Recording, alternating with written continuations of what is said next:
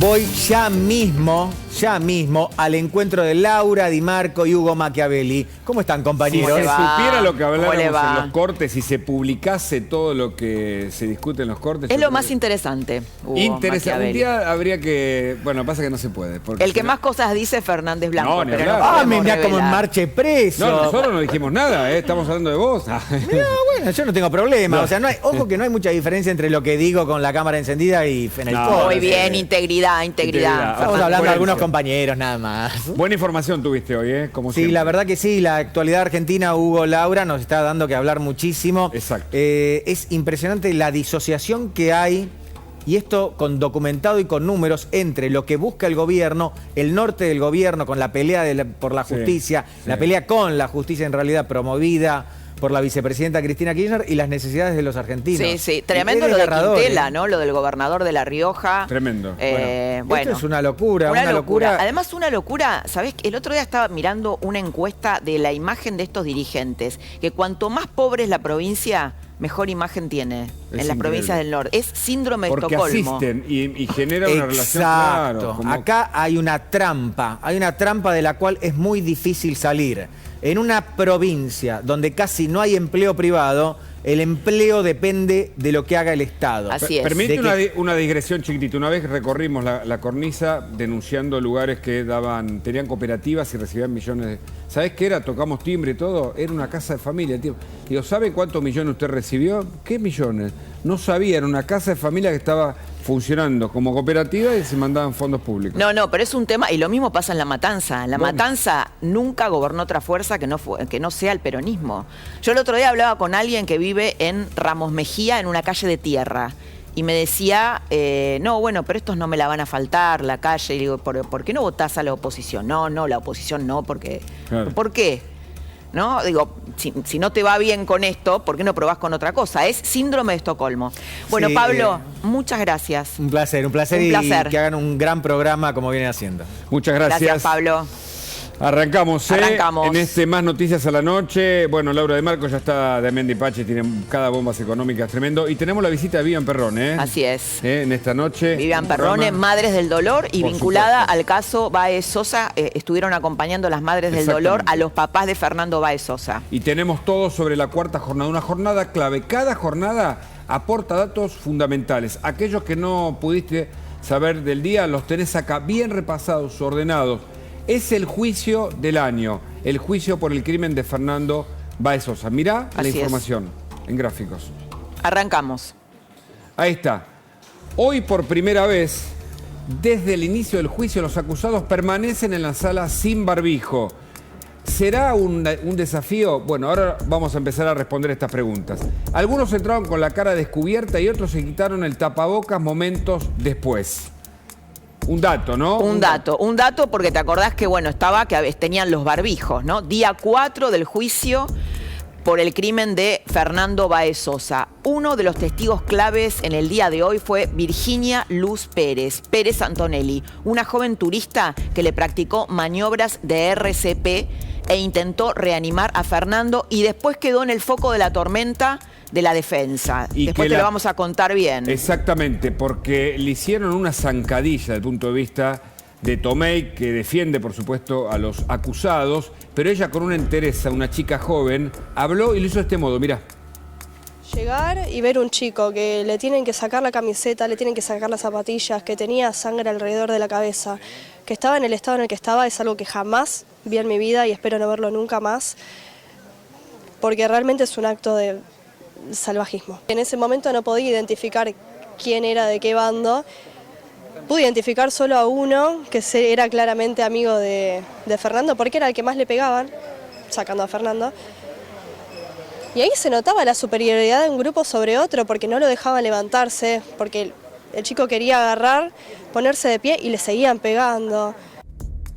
Impresionante. Esta chica, claro, queda en el medio de la estrategia de la defensa, sugiriendo que le había hecho malas maniobras de reanimación y que iban a ir contra ellas de una manera canalla, de una manera cobarde. Una chica que se acerca además solidariamente cuando estaba todo ensangrentado, Fernando.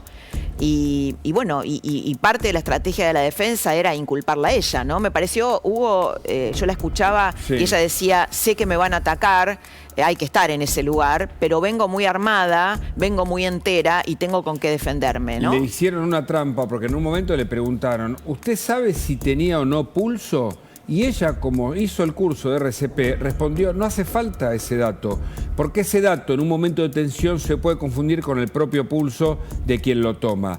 Para hacer RCP hace falta que alguien esté en shock, inconsciente y sin respiración.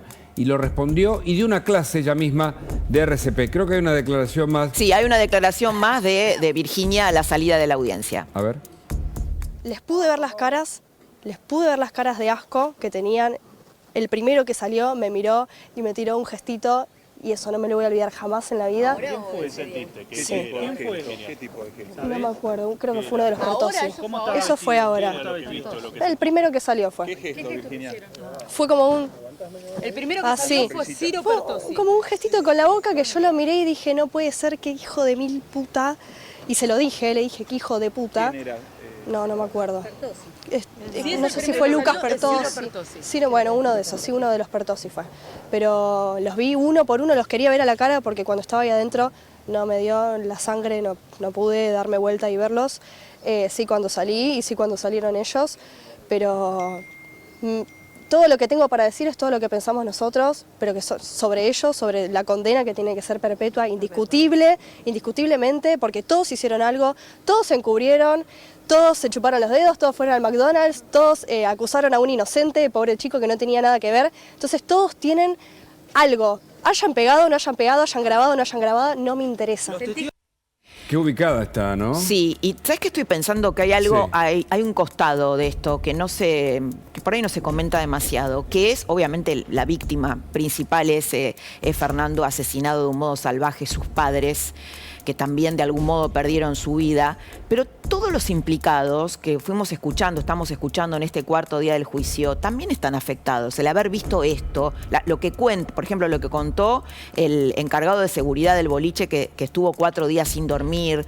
Hoy apareció un taxista también testigo que escribió una carta muy conmovedora pidiéndole a los acusados que limpien su alma, porque ellos también deben estar consumidos, ¿no? Es una carta que escribió de puño y letra, y de gente que se ha llevado este crimen durante 3 años y que los ha afectado muy profundamente cuando vos ves una escena de violencia así. Algunos, Laura, que se presentan espontáneamente Así es. para tratar de asumir un compromiso que creo que es de toda la sociedad, que de algún modo se siente y nos sentimos parte de esto que fue horrible. Y mirá esta declaración de Bidonde. Esto Tomás es clave. Bidonde. Un joven, es un joven que fue testigo, vacacionaba en la ciudad de Villa Gesell en enero de 2020 y estuvo en Lebric la noche del crimen de Fernando. Lloró al descubrir el momento del ataque y reconoció a Máximo Thompson, que es uno de los más complicados, como uno de los principales agresores. en referencia al imputado, dijo Bidonde, cuando lo veo de frente, le está pegando y golpeando al chico que después fallece. Recuerdo que ya casi al final le pega 2 patadas en la cabeza, como puntinazos. Y después recuerdo que la agarraba de la cabeza y le vuelve a dar 2 o 3 patadas. Bueno, una declaración muy impactante. Sí, Tomás Bidonde se presentó por su cuenta, lo hablábamos el otro día, entre todas las personas afectadas, lo que te afecta, algo así, es la culpa, ¿no? Que no es menor. Gente que siente culpa por no haber podido hacer algo, porque pensó que podía haber hecho algo y no lo hizo. Bueno, Tomás Bidonde es uno de ellos, se presentó después, sus padres obviamente tenían miedo de que se presente, finalmente se presentó en un acto de responsabilidad, de solidaridad, y protagonizó un momento con Graciela y con Silvino, Ahí está, muy sus emotivo, papás. mirá. Y lloraron, y se abrazaron. Y fue sí. un abrazo eterno, un abrazo que quedará como un bálsamo en este compromiso, claramente, en la búsqueda de la verdad. Recordemos que es un juicio clave. Cada día, cada hora que transcurre este juicio es fundamental, porque se busca la verdad y porque se quiere tener un veredicto ejemplar. El Tribunal Oral Criminal número 1 está trabajando muy bien, esto es lo que surge de las fuentes, y nosotros te traemos la información para que entiendas la dimensión social de un caso que tendrá muchas repercusiones. Y lo que nos afecta a todos, digo, esto de la culpa de quedar vivo, es lo que lo afectó a los excombatientes de Malvinas, Sí, ¿no? claro. De los que llegaron vivos y de los que fallecieron durante la guerra. No es un tema menor. Obviamente que nos quedamos con la brutalidad que es el asesinato, los papás de Fernando, pero el resto hay mucha más gente afectada. Y tal vez el compromiso de declarar, como hizo Bidonde espontáneamente, lo libera y además lo compromete con la verdad. Así es. Seguimos repasando, Sí, por Hugo. favor, vamos a seguir repasando algunos... Bueno, día 4, testigos. otra testigo en declarar hoy es Tatiana Caro. Dijo que escuchó a uno de los imputados de apellido Pertossi decir la frase: quédate tranquila, que a este negro de mierda me lo voy a llevar de trofeo. Me Es cuesta tremendo. leer esto. Muy duro, realmente muy duro, porque acá, como bien venimos conversando con especialistas, y Vivian Perrone seguramente tiene algo para aportar, intervienen otros valores que son muy complicados. Pero hay un tape y una declaración que vamos a escuchar, mira. No voy a dar nombre y apellido de los acusados. ¿Pudiste escuchar? Y la frase que yo remarqué fue: quédate tranquilo, que a este negro de mierda yo me lo llevo de trofeo. Y bueno, nada, eso, sí. ¿Va a dejar una marca en Villa Gesell esto? Un antes y un después, pero después lo Sí, ocurrido. yo les aseguro que sí. Tatiana, ¿vos estabas en el momento de los hechos adentro del boliche? Estabas afuera, ¿ya habías terminado de trabajar? Sí, esa noche había ido con un amigo al lado en realidad y fui a salvar a los patobicas que estaban en la puerta porque los conocía. ¿Volviste a crees que pasar ellos por pudieran- ahí alguna vez? Yo todos los aniversarios les llevo rosas blancas a Fer. Se lo prometí a Silvino y a Arcela y después en lo posible trato de no llevar. Yo tengo hermanos chiquitos de 12 y 4 o 5 años y por ahí a veces pasan y trato de no, lo menos posible porque a mí realmente me quedó una marca muy grande. Y este testimonio es fundamental. Fíjate algunas de las frases textuales que valen como prueba a la hora de, por supuesto, cada uno de los testigos que aporta elementos que confirman la hipótesis que tiene la familia. Allí vamos a ver el resumen de esta declaración. Recuerdo que empiezan a pegarle sin media palabra. Le decían negro de mierda. Declaró en este caso el taxista Marcos Acevedo. Y agregó, era como que quería pedir ayuda pero no podía. Un chico de camisa blanca le pegó 3 o 4 piñas a Fernando y después un chico de camisa oscura le pegó patadas. Sigue la declaración. Si bien no identificó por nombre y apellido a los jóvenes que vio pegar, por cómo los describió serían Matías Benicelli y Máximo Thompson. ¿Y por qué? Porque ya están identificados, a partir de las fotos, quién llevaba cada camisa. Y ese es un indicativo fundamental Así es. que Vos vale sabés- como prueba. Un taxista, Laura. Claro, este taxista era el que yo comentaba hace un ratito, que es el único que los miró a los ojos a los acusados que estaban sin barbijo y después les escribió esta carta, ¿no? Bueno, están a tiempo todavía. Bueno, ya es tarde para todo, para pedir perdón también, esto es lo que decía el taxista en su carta, pero todavía están a tiempo de ser valientes. Ahí estamos viendo a los 8 acusados. Los desafió mirándolos a la cara, ningún testigo los había mirado de esa manera. Y después se publicó, la agencia Telam publicó la carta de puño y letra de este hombre, ¿no? Bueno, hay más... Hay más información y hay exacto. más... Sebastián Saldaño, empleado de un kiosco durante el verano del 2020, situado a metros del boliche de Lebric, declaró.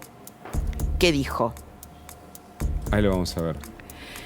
Vi que se aseguraron que no se levantara, porque no fue un golpe, fue golpear y golpear, en tanto el testigo reconoció a Máximo Thompson como el autor del golpe en la cabeza de Fernando. Era la primera vez que veía tanta violencia hacia una persona. Todos dicen lo mismo, Hugo, ¿no? La hazaña, la violencia. ¿Sabes qué quiero destacar Sí. de lo que veo?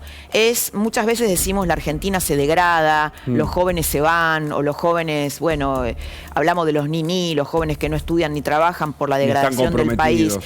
Y ver estos jóvenes, ¿no? Tan valientes, tan comprometidos, la chica que le hizo las maniobras de reanimación, pero sobre todo que no tienen miedo. Y a mí me parece que ahí hay otro costado de la Argentina luminoso que tenemos que ver, en medio de la tragedia. Y vamos a hablar con Carmelo Napoli, él es un experto, es un médico forense. La primera pregunta, agradeciéndole, buenas noches Carmelo, la invitación aquí a La Nación Más, es si la estrategia de la defensa de invalidar o involucrar a la chica que hizo RCP tiene algún tipo de validez.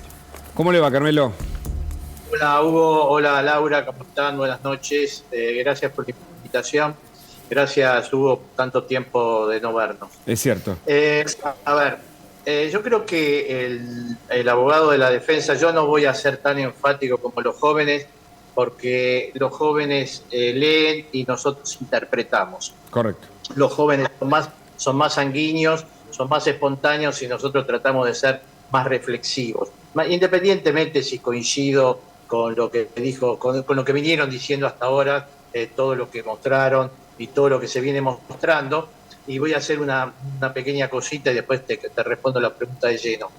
No se olviden que este tema estuvo también en todos los medios, muchas cosas se dijo, muchas cosas se mostraron, ellos mismos se autoincriminaron, ellos mismos hicieron muchísimas cosas, actuaron con muchísima crueldad, algo que no se veía, y es cierto, porque bueno, abusaban de su físico, abusaban de su pertenencia en ese grupo que siempre buscaba emociones violentas para poder sentir placer o algo por el estilo. Pero volvamos a que después apareció el primer caso en la Argentina de COVID, después apareció la cuarentena eterna y ahí siguió todo esto y se enfrió para los medios, pero no para la justicia. Pero volvamos a la pregunta original.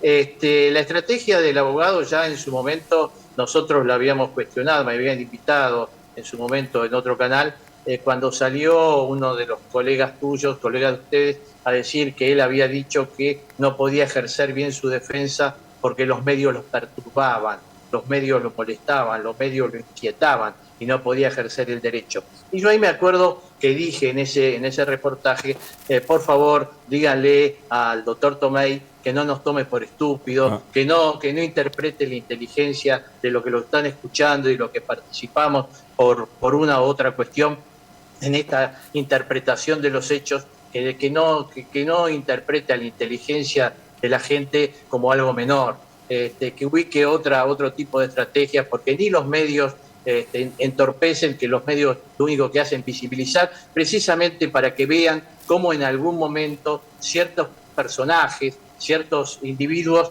se comportan de una manera no errática, diferente, totalmente diferente, cruel, que llama muchas veces la atención. Y este caso no es que nos llame la atención a todos, sino que nos llama la atención en muchos aspectos internacionalmente, porque la crueldad existe, pero tanta hazaña, tanta alevosía, tanto planificar para llevarse una víctima como para tener cada vez más placer y seguir Doctor, con esas emociones. quiero hacer un parate acá, un puntito acá, porque usted dijo un concepto que es novedoso, que es asoció la violencia con la excitación, ¿no? Porque uno se pregunta, ¿por qué la hazaña? ¿Por qué, no? ¿Por qué esta conducta salvaje, inexplicable, donde está en juego la vida de un ser humano? ¿Podría explicar un poco más este concepto? Sí, cuando uno tiene este grupo de pertenencia que de alguna manera tiene un líder o tiene más líder, pero un líder que los otros lo siguen porque de alguna manera se sienten identificados y les propone cosas que salen de lo común o que dentro de lo común llegan a ser extralimitadas, totalmente extralimitadas, y cada vez que salen o participan de algo necesitan diferentes emociones para sentir placer. El placer de dañar, el placer de odiar al otro porque no es la condición de ellos, o porque tiene otro color de piel, o porque es bueno, o porque es diferente, o porque se comporta de una manera, como decías vos recién, estudia, trabaja, se quiere mejorar, viene de una familia normal, que trata de trabajar, que sus hijos sean mejores que los padres, que puedan crecer en un mundo muy hostil y en una Argentina que tampoco le va en saga. Entonces cuando se encuentran que quieren participar, es decir, de estar divirtiéndose, pero buscan un motivo para tener esa excitación sobredimensionada del placer, no solo es escuchar música, salir con alguien o tomar una copa. Esto va más allá de esto. Esta gente necesitaba y estaba incitada por un líder que les decía, hoy tenemos que salir a golpear, hoy tenemos que salir a hacer daño. Y buscan Ahora, ese trofeo, ese placer por matar, ¿es equivalente a una droga? Sí, sí, totalmente, totalmente. Es más que una droga inclusive, porque a veces las drogas tienen otro tipo de disparadores, ¿sí? Esto es más que una droga, esto es una excitación tan placentera que ver cómo el otro sufre, ellos se sienten cada vez más excitados y buscan el final. En este caso buscaban, como decía recién la chica, yo no voy a opinar sobre las cuestiones judiciales, pero o con Entonces, la pena, con lo que se merecen, son todos coactores, o no importa, pero eso es la justicia. Lo que yo digo que estos chicos actuaron con frialdad, con total indiferencia, hicieron lo que hicieron. Uno volvió, el que la chica mencionó recién, volvió y dijo, caducó. Es decir, de una forma tan indiferente. Como si fuera una cosa, como si Fernando fuera un objeto. Claro. Ahora, se llevaron a un objeto, no mataron a una persona. Carmelo, se llevaron un trofeo. Lo que sabemos de cada detalle que ocurrió entre boliche es que antes de que los echen, le dicen a uno de ellos, bueno, cálmense que esto va a terminar mal. Y parece que ellos querían que la cosa terminase mal. ¿Salían de cacería de acuerdo a su experiencia y a lo que conoce del caso? ¿Salían a buscar estos trofeos, incluso criminales? Sí, totalmente. Aparte porque cuando uno lee o de alguna manera se interioriza por esta causa, más allá de lo que nosotros podemos conocer a través de ustedes, sino a través de algunos contactos con abogados y con peritos y todo lo demás, no precisamente lo que estuvieron cuestionando la autopsia y no precisamente lo que estuvieron cuestionando a la chica que hizo la reanimación cardiopulmonar. Estoy hablando de lo que dice la causa, ¿no? De ver los mails o ver los WhatsApp donde ellos dicen, hoy salimos y quiero más acción, hoy quiero algo distinto, hoy quiero algo más emocionante. Y es una casa, es como una casa. Lo que pasa es que muchas veces, cuando la casa está permitida, el logro es menor. El problema es lo furtivo, el problema es hacer algo distinto, el problema es cuando se hacen cosas que se extralimitan, porque vos podés tener una discusión en un boliche, en una discoteca o lo que fuera, o en un fútbol, en un partido o en algo familiar. Lo que no podés hacer es que a través de esa discusión lleves a lo que no podés hacer, que es hacer desaparecer al otro, es que el otro no exista más. Y esto es lo llamativo. Esto es lo cruel, porque cuando vos tenés una persona indefensa, y no por lo que dicen los testigos, sino por el accionar de ellos mismos, que se filmaron, se autoincriminaron, pensando que eran impunes, que nadie lo estaba viendo, y esa impunidad se vio reflejada después como si tomaran la cabeza como si fuera una pelota de rugby. Y eso pasa también en violaciones en manada, que la filman, ¿no? Es el mismo modus operandi. Obviamente, sí. Después de lo que pasó en España, eso se tradujo y se transmitió después al mundo, un modus operandi que muchas veces es así y otras veces es ocasional. Pero acá, lo que nosotros tenemos que interpretar también, y por eso tenemos que tener cuidado, y yo no pongo énfasis en algunas cosas que son demasiado evidentes y demasiado hostiles para la familia, porque acá hay una familia que está sufriendo mucho, muchísimo. Y quizás algunos de esas familias que no pensaron que sus hijos iban a salir así, o que sus hijos hacían estas cosas cuando salían de joda. No. Es decir, hay que tener en cuenta esto también, ¿no? Porque no todos están en la misma bolsa. Lo que yo digo, estos sujetos sí están en la misma bolsa, porque seguían a un líder, porque tenían un grupo de pertenencia, porque sabían que iban a hacer daño, no le importara quién fuera la víctima. En este caso, podría haber sido... Muy interesante, doctor Carmelo Napoli, médico forense. Gracias. Muchas gracias por haber compartido con nosotros. Buen año, Carmelo, muchas gracias. Gracias. Hasta luego. Hasta luego. Está con nosotros Vivian Perrón. Vivian, vos perdiste un hijo. ¿Se soporta esa situación? Vos perdiste a Kevin Sedano, todos lo recordamos. Se soporta dependiendo del día, dependiendo del momento, dependiendo de la situación. Yo recién escuchaba todo lo que ustedes estaban diciendo y en mi cabeza pensaba en la culpa, pensaba en en cómo vamos sintiendo culpas por quizás dejar salir de vacaciones, por quizás permitir que esté con sus amigos. Y ya hace 20 años que yo perdí a Kevin y que mi familia perdió a Kevin, y uno se sigue preguntando ¿por qué? Porque por más que la gente te diga no es por qué, es para qué, vos te seguís preguntando ¿por qué? ¿Por qué lo dejé salir esa noche? ¿Por qué no hice tal cosa? ¿Por qué? Y por eso es tan importante lo que dice la ley de víctimas, que fue votada en el año 2016, que no solamente es víctima Kevin o Fernando, sino que también son víctimas los padres de Fernando, Claro. los testigos, los amigos, los que pasaban por ahí. Todos llegan a ser víctimas. Vos sabés que es muy interesante esto que decís, Vivian, porque es un costado que no se ve mucho, la culpa de los padres. Me hiciste acordar una vez, Graciela Fernández Mejide, en otro contexto, ¿no? Su hijo desaparecido, pero finalmente no está, y que ella tenía culpa por haberlo dejado ir a ese colegio, ¿no? O sea, las culpas son lo más insólitas, lo más Que te irracionales. siguen siempre. Y eso es otro costado, ¿no? Del tema cuando hay una muerte trágica de estas características. Y en el caso de los papás de Fernando, que se sentían culpables porque lo dejaron ir 4 días a Villa Gesell por un premio, ¿no? Sí. ¿Conoces a los padres de Fernando? Sí, los conocí porque en la Asociación Madres del Dolor está Silvia, la mamá de Martina Miranda, también está Silvia Irigaray, Matías Bañato, que ellos acompañaron mucho a los padres de Fernando. Y Silvia, la mamá de Martina Miranda, hizo un mural. Ella perdió también a su única hija. El marido de Silvia también es un trabajador en un edificio. Entonces, como comparten bastante, bueno, vinieron los padres de Fernando a ese mural, a acompañarla a Silvia.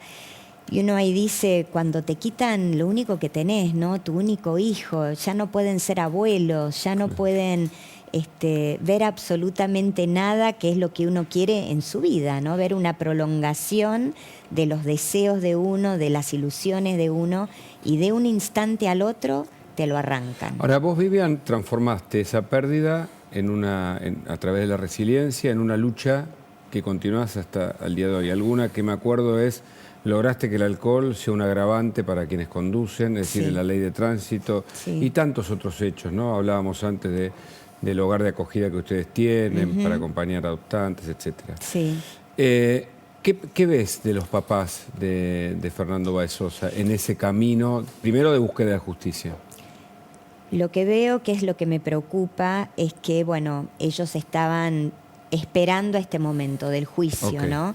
Y están viviendo este momento. Ahora lo que me preocupa es el después. Fue bueno ese abrazo que pudieron dar con esa persona que se acercó a ellos. Esos abrazos son sanadores. Pero una vez que termina el juicio, si no encuentran un camino, es muy doloroso. Es muy doloroso. Bueno, De algún modo vos decís están llenos por ese propósito, ¿no? claro, Tienen el ese decir propósito. llego al juicio, se logra justicia o no se logra y se apela y se...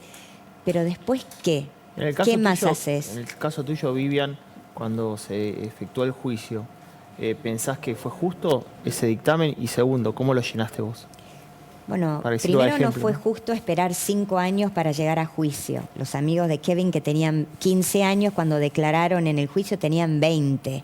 Y la verdad es que el mismo dolor hace que vayas tapando algunas cosas, ¿no? No fue justo la sentencia. 3 años de prisión efectiva, pero cuando es homicidio culposo te dicen se va a cumplir a partir del momento en que la sentencia queda efectiva. Y la sentencia quedó efectiva unos otros 5 años más, o sea, 10 años después del hecho, y cuando me dijeron, sí, ahora sí, van a cumplir, vuelve al tribunal y me dijeron, no, ya está, prescribió. 10 años después ya prescribió. Entonces, como que agrega mucho dolor a lo que uno ya Cuestiones siente. de justicia. Ahora hay cosas que agregan dolor en este crimen brutal, que es la falta de arrepentimiento Sí. de los acusados y la actitud de los padres. Sí. ¿Cómo evalúas eso, no? Porque el otro día escuchaba a uno de los padres Sí. que decía algo así como que les va a resultar difícil probar que acá hubo un plan, ¿no? Cubriendo a los hijos, Sí. defendiendo. Yo no escuché a ningún padre pedir disculpas, quebrarse. Y ahora ya es tarde. Ahora si van a pedir disculpas, generalmente es porque el abogado les dice, bueno, si van a declarar, digan que están arrepentidos, pidan disculpas. Ahora ya es tarde. Hubiera sido en ese momento, ¿no? El decir, mirá, no sé qué le pasó a mi hijo, la verdad que estamos a disposición, les pido disculpas, pero en este momento ya es tarde. En el caso de Kevin me llamaron para pedir disculpas una semana antes del juicio. Ya es tarde. Y yo lo que siempre digo, que creo que es lo que deben de sentir los padres de Fernando, Porque es extraño, ¿no? Porque tienen hijos ellos. Sí. Entonces, esa insensibilidad, ¿a qué la atribuís? Y bueno, por algo los hijos son como son. Esa insensibilidad, justamente. Ahora, multiplicado por un grupo, por una manada en este caso, ¿no? Y Ayer- quizás multiplicado por el alcohol, no sé si había drogas esa noche, por esa sensación de superioridad, de mis padres ¿Vos tienen decís que hay una cuestión contacto. incluso clasista Claro. aquí, probablemente? Pero sí, las palabras que ellos utilizaban ya te lo Eso es demuestran. racista. Bueno, Pero de además- hecho, hay uno que es hijo de una funcionaria de Zárate. Entonces tienen seguramente contactos los padres le políticos. deben de haber dicho más de una vez, no creo que esto haya sido la primera vez que hayan tenido No. problemas, no te preocupes, yo llamo, yo Yo lo hago, arreglo. yo lo arreglo. Y así sostuvieron hasta ahora ese argumento de rasgo de impunidad, porque Tomei también pareciera actuar del mismo modo, al menos del punto de vista humano, más allá de la estrategia que pueda tener como abogado defensor. Y además, la verdad es que los padres de Fernando, nosotros, la mayoría de las familias de las víctimas, jamás entramos a un tribunal. No sabíamos lo que era un juicio penal, un juicio civil. Acá ya tenían ellos ciertos contactos con jueces, ya sabían lo que les esperaba. Entonces es totalmente Los diferente. padres de los acusados. Los padres de los Ujú. acusados y los acusados también. Parece que ya habían tenido Sí, algunos otras son hijos de peleas. empresarios importantes. Claro. O sea, hay una disparidad entre los papás de Fernando y los papás de los acusados, ¿no? En términos de contactos sociales. Claro, claro, ¿Crees claro. que el tema del racismo tuvo que ver? Recordemos que los papás de Fernando son inmigrantes paraguayos, humildes, trabajan como encargados en un edificio, el papá trabaja en la Sí. construcción. Yo no creo que ellos no sabían quién era Fernando ni quiénes eran sus padres, pero sí lo vieron solo, sí vieron que era morocho, Claro. sí vieron que ellos eran mayoría y más fuertes. Entonces todo eso ayudó a que ellos dijeran, y no me importa lo que pasa. A esta altura conoces bien las causas, seguiste muchas, ayudas a gente Sí. en causas judiciales. Esto que dejaste deslizar acá me hace inquietar de algún modo. ¿Crees que pueden tener algún tipo de influencia a nivel judicial? Es decir, que el juicio puede terminar de una manera distinta a lo que debería ser. Creo que ahora no, porque están ustedes, los medios. Se está viendo absolutamente todo, se está escuchando absolutamente todo. Me preocupa el mañana. Vamos a suponer que a todos les den perpetua, pero apelan. Y estamos en provincia de Buenos Aires. Va a casación, a la Corte de Provincia, a la Corte de la Nación, pasan 3, 4 años, y ahí quizás dicen, bueno, a él le bajamos 2 años, a él ya no es perpetua, a este otro le damos una morigeración o algún beneficio. ¿Y cómo hacen para seguir todas estas causas? No son 8. Ahora, es bastante impactante porque todos dicen desde el lado de los analistas de este crimen, inclusive burlando, que no todos tienen la misma responsabilidad, ¿no? Ujú. Que hay un líder, hay un grupo Sí. que, digamos, que activamente asesinó a Fernando y otro que encubrió, es cómplice de todas maneras. ¿Por Sí. qué crees que no se quiebra ese pacto de silencio?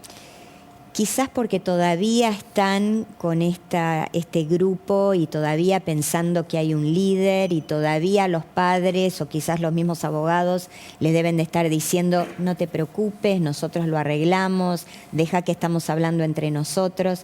Vamos a ver a medida que vayan pasando los días, ¿no? Si realmente esto se mantiene. Yo me quedo con esto anterior, porque sabes que uno de ellos fue operado y eso es noticia porque fue a meses del juicio y no trascendió. Es decir, lograron evitar que se conociera la historia de algunos de ellos.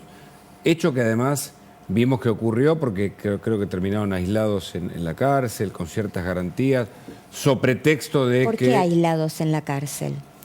¿Por qué aislados en la cárcel? So pretexto Si son de que asesinos. Bueno, ahí tenés. Tendrían que haber estado con todo el resto. ¿Tienen privilegios? Y sí, ya los tuvieron en la cárcel. ¿Por qué estaban aislados? ¿Quién más entra a una cárcel siendo un asesino y lo aíslan como para protegerlo? ¿Te acordás que incluso se habló de celdas VIP? al principio. Sí. Todo bajo el pretexto de... Están cerca de sus casas. Están cerca de sus casas. Los pueden ir a visitar. A mí también me pasó con Eduardo Suquiasian, el asesino de Kevin. Lo pusieron en un lugar cerca de la casa. Lo defendió el estudio de León Arlanian, que en ese momento era ministro de Seguridad de la provincia de Buenos Aires, y yo nunca me había enterado. Entonces, quienes tienen contactos, los usan y los usan bien. Y nosotros vamos aprendiendo de a poco en el dolor y a los golpes. ¿Habrá justicia, Vivian? Creo que la va a haber. Espero que se prolongue en el tiempo. Espero que se prolongue en el tiempo. Que una vez que se apaguen las cámaras, no empiecen ellos otra vez a tocar sus contactos. Vivian, muchísimas gracias por haber estado y por todo el gran trabajo que hacen las Madres del Dolor acompañando estas tragedias y reparando también. Gracias. ¿Puedo dar el número de la asociación por si alguien? Claro, obvio. 0800 22 ayuda. Si necesitan, también estamos en todas las redes, si no, 0800 22 ayuda, es un número gratuito y podemos comunicarnos con quien nos necesite. Ayuda tiene número, ¿no? ¿También? Sí. Entonces decilo por favor. 0800 22, creo que es 29832. Ok. Madres del Dolor, Vivian Perrone, un trabajo fundamental a nivel social. Trabajando ahora ya el alcohol cero, ya está. Ya está en provincia de Buenos Aires a partir de hoy efectivo. Perfecto. Así que esperamos ver los controles ahora. Muchas gracias, Vivian, por tu visita. Gracias a ustedes. Damián Dipache tiene información económica, de la Hoy buena. Escuchamos. Bueno, tenemos actividad económica. Hoy es la previa de Noche de Reyes y tenemos datos de qué estuvo pasando con esta jornada que para la actividad económica, comercial es importante, ¿no? Tenemos en principio qué pasó en materia de evolución de precios en esta jornada. Hubo aumentos para productos nacionales en el orden del 87% y para los importados de hasta el 120%. Incluso hablé con jugueteros que decían que previamente hubo importaciones, autorizaciones de CIMI en la gestión ya Guzmán y Culfas que estoquearon, pero después los precios se posicionaron al dólar paralelo. Podemos compartir información para ver algunos de los aumentos. Bueno, acá tienen los aumentos interanuales. Una muñeca Pony por 2 unidades, 63% de aumento. El juego de la memoria, 64% de aumento, pasó de 3.600 a 5.990 pesos. En el caso de una muñeca Sirena, también por 2 unidades, un 70% de aumento. En el caso de autos de colección, por 5 autos de colección, 102% de aumento, pasó de 1.481 pesos a 2.990 pesos. Y el juegos de mesa, un 124% de aumento, lo que tuvieron los juguetes nacionales en esta festividad. ¿Cuáles son los regalos que más están pidiendo los chicos en las cartitas? Que obviamente mueve actividad económica, ahí lo vemos en pantalla. Juguetes a la cabeza, 38%. Indumentaria, 19%. Lo llamativo acá, lo más pedido, artículos deportivos, el 10% debido a la concreción del Campeonato Mundial de Fútbol por la Selección Nacional Argentina. ¿Qué es lo que pidieron? La camiseta. ¿Y qué es lo que están encontrando? Que no la están pudiendo encontrar. Todavía la camiseta de las 3 estrellas no está disponible. Increíble. Va a ser un caso que para un MBA, administración de empresa, va a ser un caso testigo. Después de haber ganado la Copa del Mundo, todavía no se consigue la camiseta con las 3 estrellas. Sin embargo, en el mercado informal, uno puede conseguir esa camiseta que en el mercado formal no se la puede conseguir porque faltan insumos, sobre todo el holograma que vincula a la FIFA y la Copa del Mundo, que es un parche que viene importado de afuera y no lo pueden conseguir. Bueno, el ticket promedio, el gasto promedio fue de 5.390 pesos, de acuerdo a un relevamiento de la Federación de Comercio de la Ciudad de Buenos Aires. Y fíjense qué pasó en la calle. Esto es dato de las zonas rondantes a Avenida Avellaneda. Tremendo esto. Bueno, miren esta imagen, señores televidentes. Es lo que ven ahí, que están las prendas para las ventas de Reyes Magos. Abajo hay vallas. Son las vallas policiales. Es decir, los manteros ya no solamente ocupan las veredas, sino las vallas policiales de la propia policía de la Ciudad Autónoma de la Ciudad de Buenos Aires, que ayer hizo un operativo que incautó mercadería de los manteros. Sin embargo, parecería ser que no se dieron por satisfechos con esa medida por parte de la autoridad policial. Y en la calle se estaban vendiendo las remeras truchas de la selección argentina, que en el mercado formal y en la empresa Díaz no se están consiguiendo aún. Ahí podés citarte a vos mismo. Ahí me puedo citar es el tuit claramente, porque fíjate que lo que pongo en este tuit es que Adidas no está pudiendo producir por falta de producción insumos importados, incluso porque no le da la máquina para poder producir. Sin embargo, la camiseta trucha por parte de los ilegales ha salido y en escala a la calle copando las vallas de la policía de la ciudad de Buenos Aires. Increíble, esto es lo que pasa en Argentina en la noche previa de Reyes. Excelente, Damián, la columna de Dipache, que nos va a traer más información un ratito. Y ahora, el momento de Laura Di Marco. Hugo, si yo te digo todo por la reina, ¿te sugiere algo? Todo por la reina. Y pensando. Vamos a empezar a mirar un poquito esta foto. Me parece que sí, ¿eh? Mirá la foto, mira, acá tenemos a Reina Cristina. A ver. Su caballero, que trata de agradarle a Alberto Fernández, mirando un esfuerzo de producción extraordinario. Y tenemos por ahí otros dos cortesanos, que son, mira, Sergio Massa, que tiene como esa mirada así siempre inquietante, y Guado de Pedro, que lo hicieron un poquito más chiquitito. Bueno, si vos querés entender el conflicto entre la Corte y el Gobierno Nacional y el Ejecutivo, esta foto te lo explica mucho. ¿Por qué? Alberto Fernández está haciendo todo por agradar a la reina, todo. ¿Te acordás que Cristina Kirchner había dicho, lo había criticado en el acto de Avellaneda, diciendo que formaba parte Alberto Fernández de la organización Amague y Recule? ¿Por qué? Porque primero amagó con desobedecer el fallo de la Corte y después fue cambiando de posición. Tenemos unas plaquitas para mostrar. ¿Qué te quiero contar con esto? Lo que te quiero contar es, ¿tenemos plaquitas para mostrar? Ah, bueno. Lo que te quiero contar con esto es lo siguiente. Acá, detrás de la pelea con la Corte, está la carrera presidencial. Para Cristina, voltear a la Corte es lo más importante en su estrategia política. Y Alberto Fernández lo que está haciendo es justamente tratando de seducirla a Cristina, volviendo al 2019, para ser él el elegido. Mira, primero desoyó el fallo de la Corte. Después utilizó chats ilegales para hacer una denuncia frente a la Corte e iniciarle el juicio político. Bueno, no le faltó nada.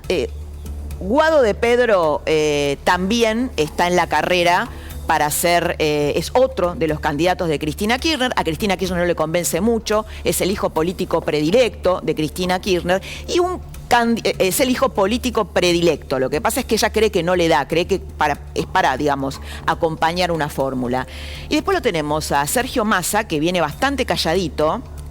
El ministro de Economía lo quieren resguardar para que no se meta en este barro, en la pelea con la Corte, pero atente aquí que en la Comisión de Juicio Político, que va a empezar a actuar en la segunda quincena de enero, tiene 3 diputados que le responden que van a activar el juicio político contra la Corte. Así que la reina, sus lacayos y sus 3 lacayos tratando de ser elegidos como candidato a presidente, a ver quién hace mejor los deberes y quién le pega más a la Corte Suprema de Justicia, la gran enemiga de Cristina Kirchner. Interesantísimo como siempre, Laura Di Marco, y por supuesto que es importante no descuidar el caso por el juicio de Fernando Báez Sosa, jornada número 4. Habló el fiscal y en un ratito tenemos una nota muy importante, pero escuchalo al fiscal. Tienen mucho recuerdo de lo que ocurrió. Han sido todos testigos presenciales del hecho y hoy van a declarar testigos presenciales ajenos al grupo de Fernández. La estrategia de la defensa parece ahora orientada a cuestionar los trabajos de RCP. De eso no me voy a expedir. ¿Le preocupa? No me voy a expedir al respecto. ¿Cuál es la importancia? A ver, van a venir los médicos, van a explicar todo el sistema, por eso se va a producir la prueba después. Pido disculpas que no me quiero adelantar porque falta mucha prueba a producir, lo vamos a merituar y tenemos estrategias que no podemos adelantarlas tampoco. Disculpen, pero vamos a seguir. En esta investigación es quien va a acusar, va a recopilar toda la prueba ya recopilada durante la etapa de instrucción, pero en el debate oral va a presentar finalmente si hay una concordancia o una misma responsabilidad en los 8 acusados o hay alguna diferencia. Los testigos por ahora, esto por fuentes judiciales, apuntan a lo que piensa la querella que encabeza Burlando, que todos tienen la misma responsabilidad, exceptuando 1 o 2, pero por ahora está por verse y cada uno de los testimonios van a aportar más información para saber de qué se trata un veredicto que tendremos antes de fin de mes. Tenemos, Hugo, un testimonio Sí. exclusivo de una testigo que vio el asesinato de Fernando. Se llama Andrea Ramos y la tenemos aquí y ahora. Andrea, buenas noches. Bienvenida esta noche a La Nación Más. ¿Qué tal? Buenas noches. ¿Qué tal? ¿Cómo le va? Buenas noches. Hola, Andrea. Andrea, ¿qué viste esa noche? Bueno, primero quiero hacer una pequeña corrección de mi apellido. Mi apellido es Rano, con doble N, no es Ramos. Igual se confunde todo el mundo. Discúlpame, repetímelo, ¿es? Ramo con doble M. Ramo. Rano. Ramo. Con doble N. Con doble N. Rano. Andrea Rano. Perdón, Bien. por el error. No, bueno, no, igual. vas a declarar mañana. Mañana. Lo que digas... ¿Mañana? Sí. Lo que digas aquí, por supuesto, tiene otro valor, pero es muy importante porque seguimos todas este caso y queremos conocer lo que vas a decir. Sí, igualmente ya mi historia siempre es la misma. Ustedes tienen acceso, van a ver que mi declaración es totalmente coherente. Te escuchamos un poquitito bajo, Andrea. Si ustedes tienen registro de todas mis declaraciones, van a ser coherentes y exactamente iguales, porque es lo que yo viví, lo que yo percibí, lo que yo observé. Te escuchamos. ¿Qué fue lo que viste, Andrea? ¿Qué viste? Bueno, yo me encontraba trabajando en el hotel. Yo trabajo en un hotel que está a 80 metros de Lebric, para el lado del bosque de Villa Gesell, y mi trabajo es, cuidar un poco, atender la recepción, el teléfono, los pasajeros, y por lo general siempre me encuentro en el deck, que es un desayunador que se encuentra a la derecha de la entrada del hotel. Andrea, tenemos un problemita técnico que por momentos no te escuchamos. No tapes con tu mano el micrófono, así te escuchamos bien. ¿Ahí me escuchan? Ahí te perfecto, escuchamos ahí perfecto. perfecto. Ahí está. Ujú. Buenísimo. Entonces, bueno, el deck se encuentra a la derecha y está sobre un médano, sobre la calle, sobre la avenida, sobre la Alameda 202, que es la Alameda que va hacia el bosque. Yo me encontraba trabajando esa noche en el hotel, en el deck, y escuché un murmullo como a 100 metros. El Lebric está a 100 metros, como a 80 metros se encuentra un supermercado chino que tiene mucha iluminación. Ahora la estructura de la cuadra del hotel cambió muchísimo, porque asfaltaron, pusieron luces, hay muchos árboles que con las tormentas se pelaron, entonces hay más iluminación. Cuando sucedió el hecho, la calle era de arena, y eso parece que no, pero cambia la iluminación, todo. Entonces, yo me asomo al deck para ver de dónde venía el murmullo. Y ¿Viste cuando le pegaban a Fernando, Andrea? No. Yo no fui testigo de la golpiza. Sí fui la que dio la información a donde se encontraban alojados los radios para que pudieran hacer la orden de allanamiento y para que pudieran detenerlos. ¿Y cómo sabías vos, Andrea, dónde se alojaban? No tenía idea dónde estaban los chicos. ¿Cómo sabías dónde se alojaban los rugbyers? Porque pasaron, eso estaba narrando, pasaron frente al hotel. Yo no tenía ni idea que habían matado a un chico, o sea, yo estaba totalmente aislada. Y cuando ellos miro hacia el supermercado chino, veo un grupo de chicos. A los 3-4 segundos, uno arranca a caminar casi trotando de una manera muy extraña, muy sacado. Me llamó la atención la forma, las pisadas, eran muy fuertes, hacían ruido sobre la arena. Y lo observo y veo que atrás de él venían caminando un grupo de chicos, y yo de lejos pensé que esos chicos que venían atrás le querían pegar a este que venía solo adelante. Entonces agarro el inalámbrico para llamar al 911, y en esto que estaba por llamar a la policía, los chicos que venían atrás le gritan un sobrenombre al que iba adelante corriendo totalmente fuera de sí. Sí. Le gritan un sobrenombre que no recuerdo cuál era, un sobrenombre corto. Le gritan el sobrenombre, entonces ahí yo me doy cuenta que ellos eran amigos o conocidos. Entonces de llamar al 911 y me quedé observando la secuencia. Sí.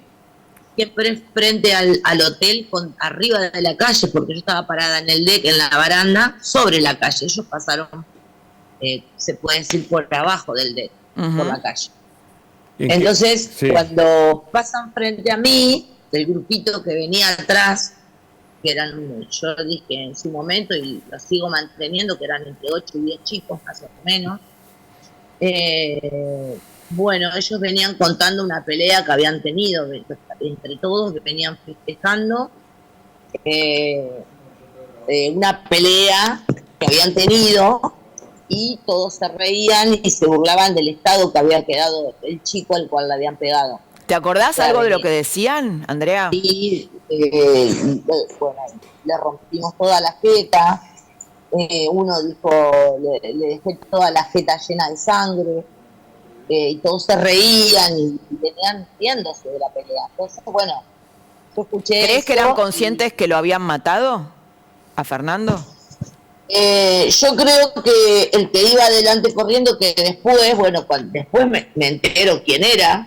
¿Y quién era? Cuando viene la policía, era Thompson. Cuando viene la policía y bueno, averiguar, me llevan a declarar a la comisaría, a contar, porque ellos me piden descripciones de cómo eran, de cómo estaban vestidos. Hasta ese momento yo no sabía ni siquiera que habían matado a un chico. Claro. Yo me entero ahí cuando vino la policía. Y entonces, bueno, se dieron cuenta que lo que yo estaba narrando era este grupo de chicos. Eran ellos los que estaban buscando. ¿Y vas a poder identificarlos mañana? ¿Te imaginas? En definitiva, si yo los identifico o no para el caso, no tiene nada que ver, porque yo no fui testigo. No puedo determinar quién le pegó, quién no le pegó. No, pero lo que dijeron sí.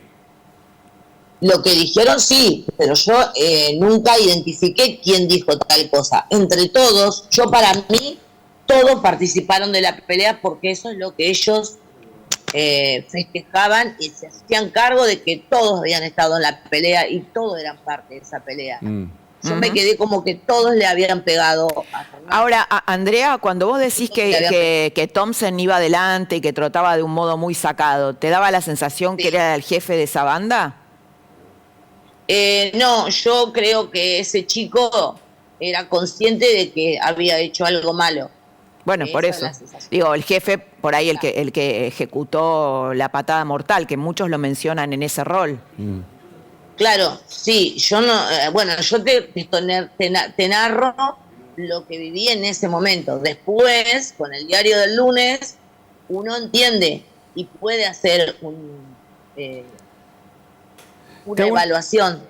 Andrea, a lo largo de estos 3 años. Estoy narrando tal cual lo sentí en ese momento y cómo lo viví en ese momento. A lo largo de estos 3 años, ¿alguien te llamó? ¿Alguien te amenazó? ¿Y quién te citó como testigo o es por voluntad propia? No, me citaron de la Fiscalía, el doctor Dávila y el doctor García me mandaron la notificación. Primero me llamaron por teléfono y después me mandaron la notificación con la policía. Sí. ¿Tuviste algún tipo de presión hasta ahora? No, por el momento no, pero creo que después mañana puede ser que la tenga. ¿Por qué?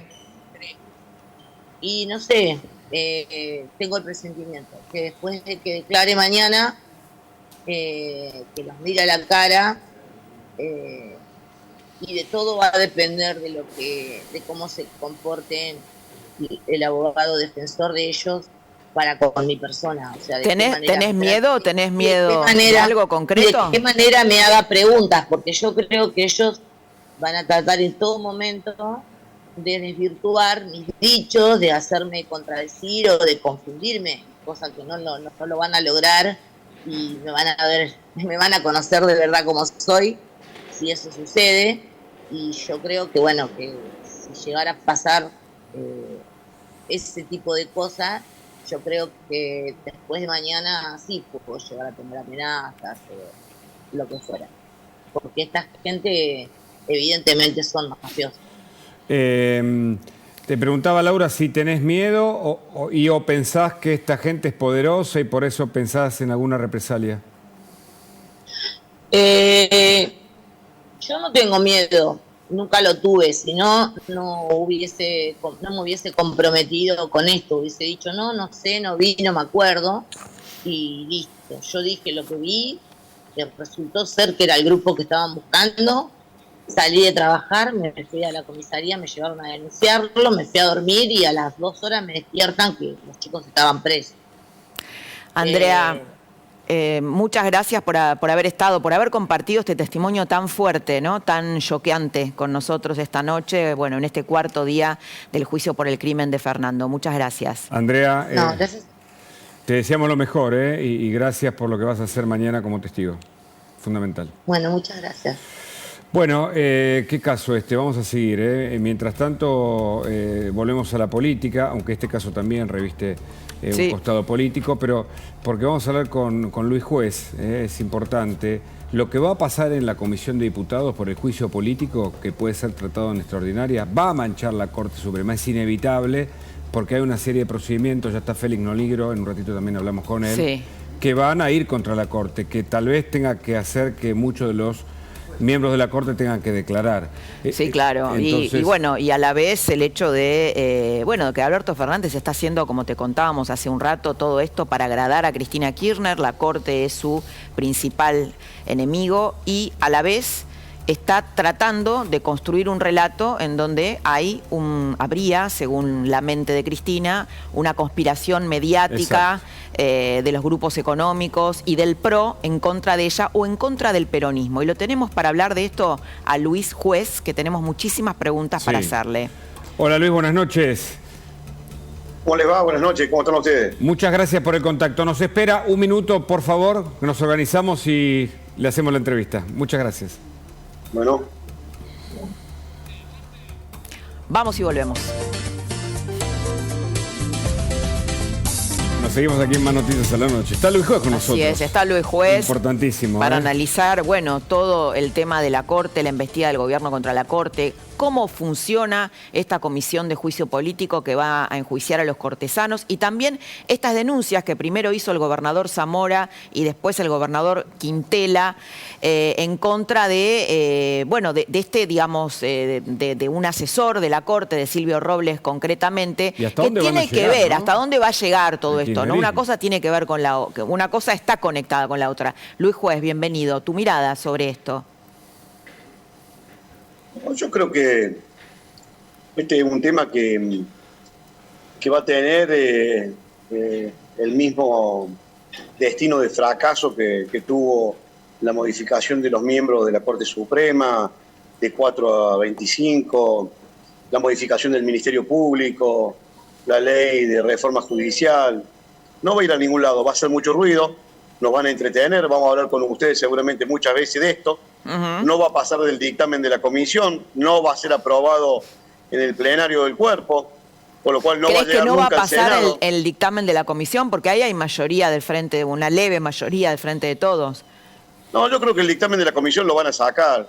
Claro. Y ahí va a estar, nos van a entretener, y van a hacer todo un show, un circo, le va a servir para el relato, pero no va a pasar de ese dictamen de la comisión.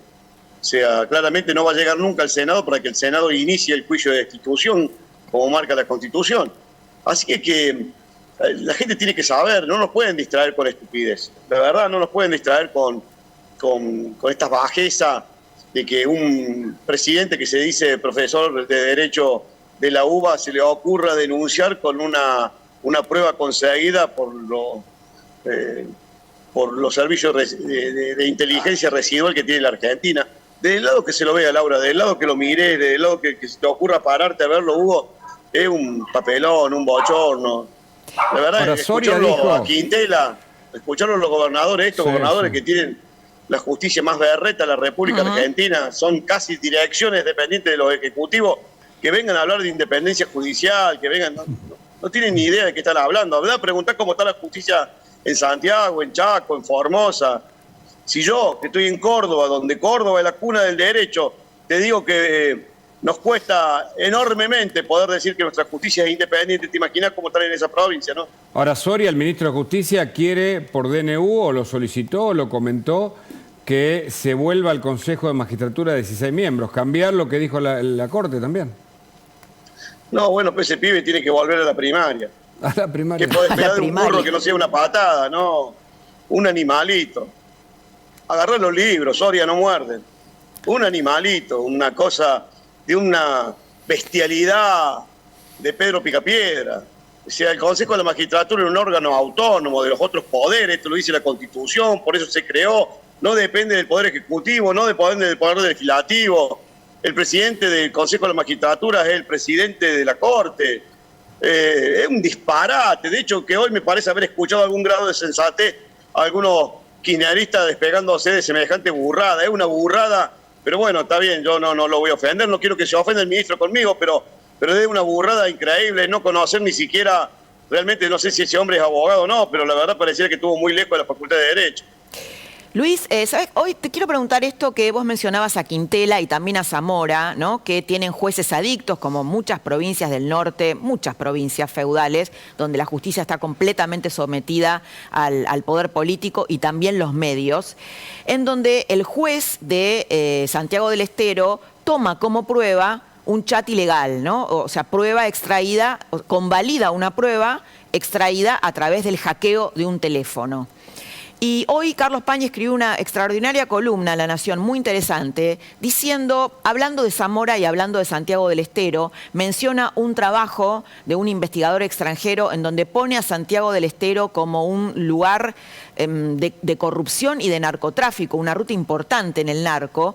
Y lo que él se pregunta en su columna es, ¿Zamora va contra la Corte por las mismas razones que Cristina Kirchner? ¿O por qué esta Corte puso en el centro de la escena la lucha contra el narcotráfico?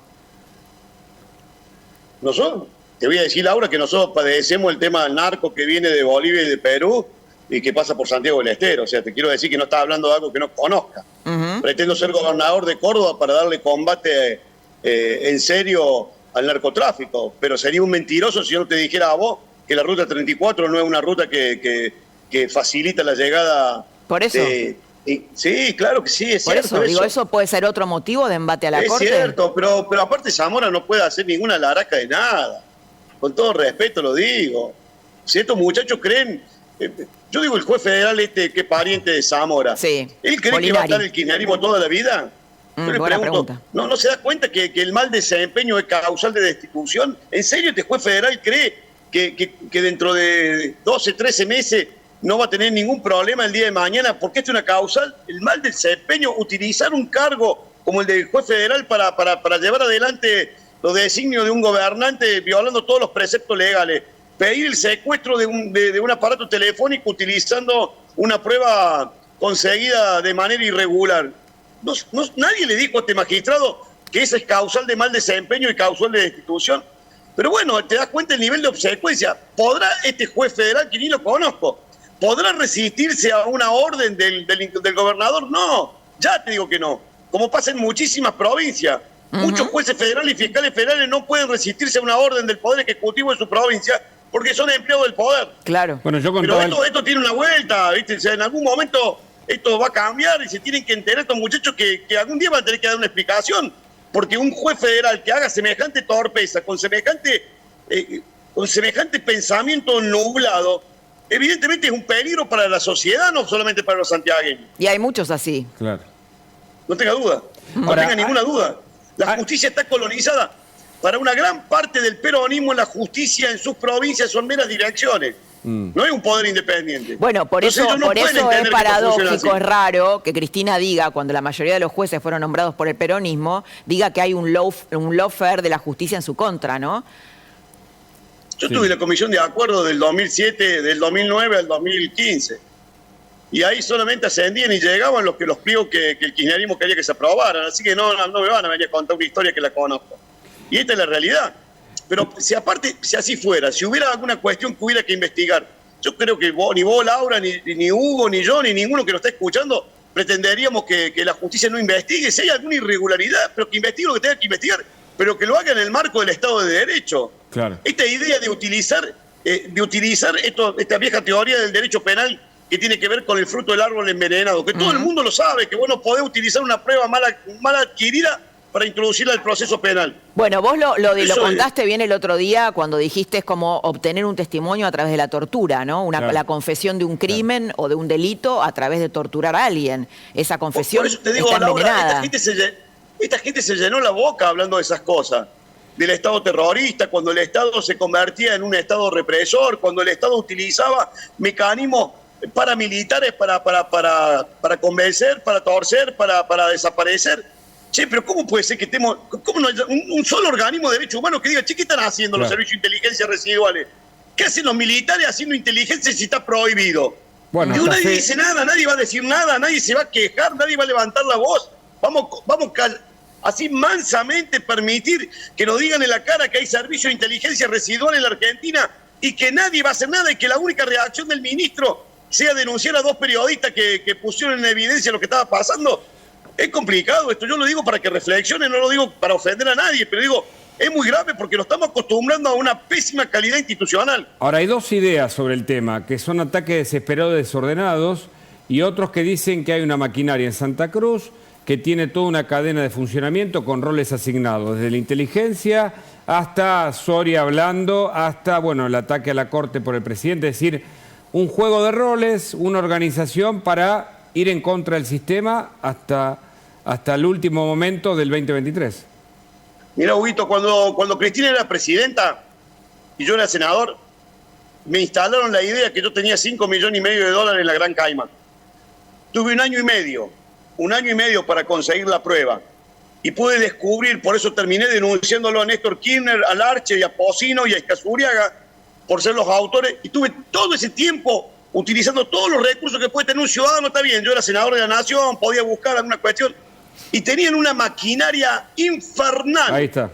O sea, es un modus operandi, esto ¿no? lo heredan de la década del 70. Le encantan el botonaje, le encantan. Han gastado fortuna en equipamiento para pinchar teléfonos, para descifrar redes sociales.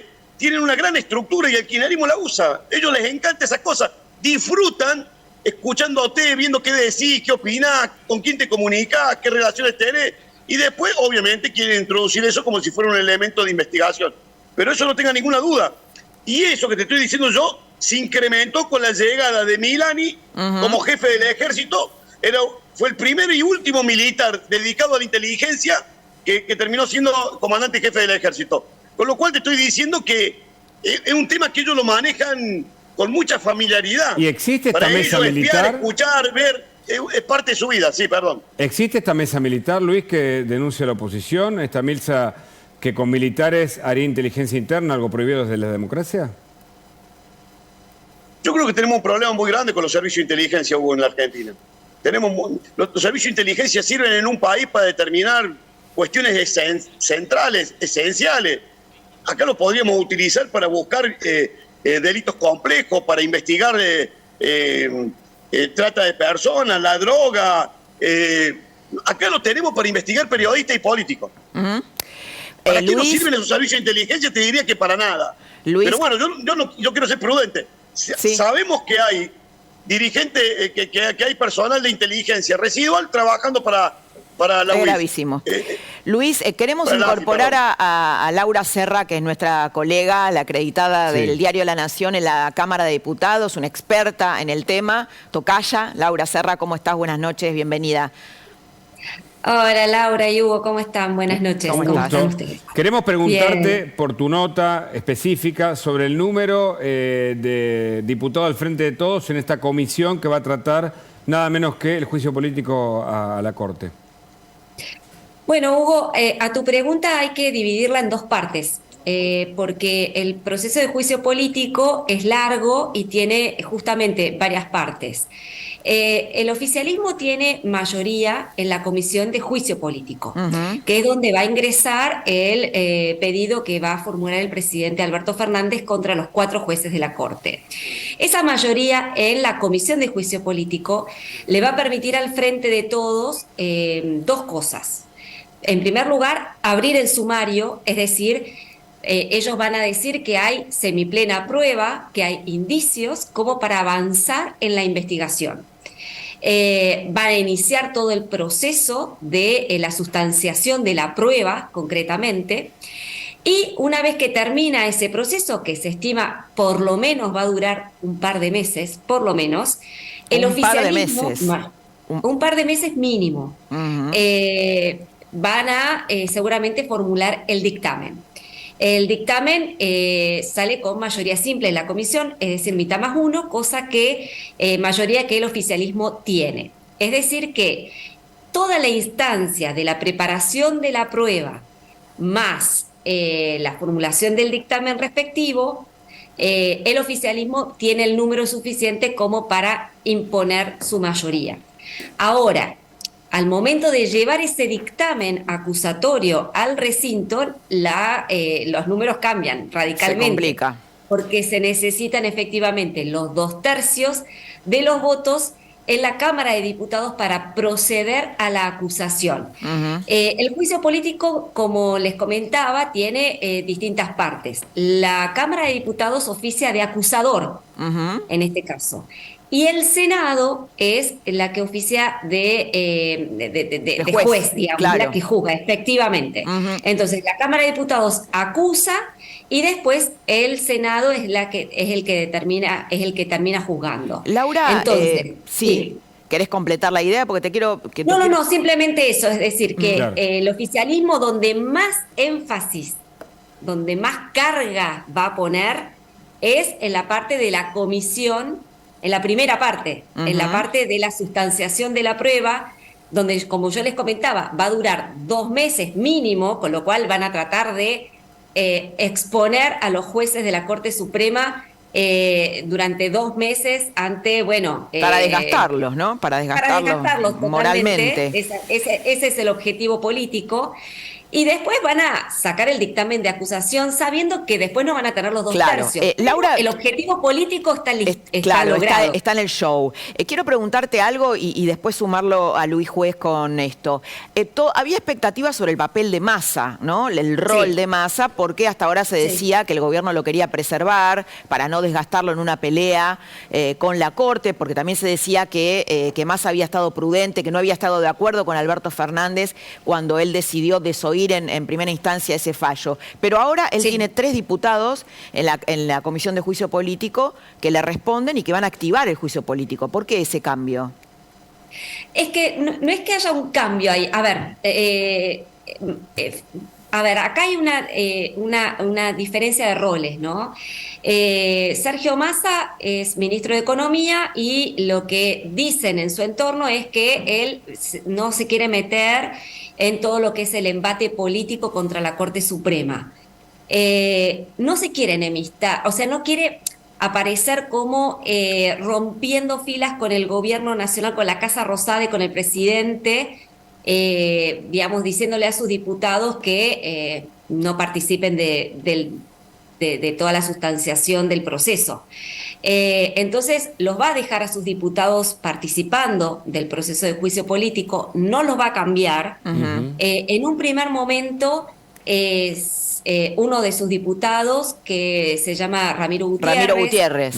Efectivamente había presentado la renuncia a la Comisión de Juicio Político alegando que estaba de viaje, pero rápidamente, sabiendo de que iba a ser muy mal, o sea, iba a ser interpretado como que Massa justamente se estaba tomando distancia. Corriendo. Exacto, borrando, digamos, de la situación. De toda la embestida.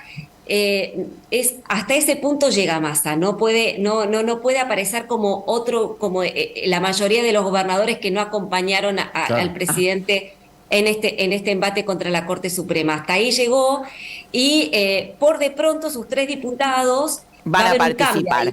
Ahora, Luis Juez, Massa, el papel de Massa en esto, ¿está con Dios y con el diablo? ¿Cómo ves el papel de Massa? ¿No? Sí, claro, además quiere ser el candidato de la unidad del Frente de Todos. El papel, Laura, es papel higiénico. No lo empecemos a cubrir. Entendimos el concepto que tenés de Massa. Sí, entendás. Es claro. Porque si no, ya el peronismo empieza a preparar la sucesión y toda la ciudadanía dice, es distinto. Guarda, claro, es diferente. No, es igual de bandido y sinvergüenza. Porque el tipo que no diga, que no ponga la cara para no ¿Cómo es la pelearse con el definición? gobierno en un momento entendimos crucial. bien. ¿Qué papel cumple Massa? La definición de Massa no la no ando entendimos. con media tinta. No ando con media tinta. Esta es la verdad. No le demos a Massa características que no tiene. Massa es tan sinvergüenza como estos bandidos que se quieren llevar puesto la institucionalidad en la República. Porque si el tipo tuviera otros valores, le dice a sus diputados, señores, retírense de este papelón. Ah, no quiere, porque en definitiva quisiera preservarse. Y eso opera, te digo, porque acá en Córdoba estuvimos hablando, muchos diputados de Córdoba se hacen los estúpidos, lo que tiene que ver con el gobernador de mi provincia. Laura lo sabe, porque aparte de ser cordobesa hincha de Talleres como yo, se hacen los tontos, nadie opina, nadie quiere hablar de un tema tan grave como este, de una gravedad institucional que requiere que acá no importa dónde estemos parados. Si está a favor de Alberto y toda esta mugre que quiere llevarse puesta la poquísima institucionalidad, decilo. Y si está en contra, también decilo. Porque si no pareciera que se puede hacer cualquier cosa en este país, que puede hacer de cualquier manera, claro, que te podés llevar puesta un poder independiente y que, bueno, en definitiva, son opiniones de derecho. No, es mucho más grave el tema. Entonces, yo lo hago tan responsable a Massa, por acción o por omisión, que Alberto, que Cristina, que los diputados fanáticos que tiene esa comisión de juicio político, que te vuelvo a repetir, como bien decía Laurita Serra, no va a pasar del dictamen, porque no hay mayoría para aprobarlo. Ahora, Laura, pero van a tener dictamen y un gran show.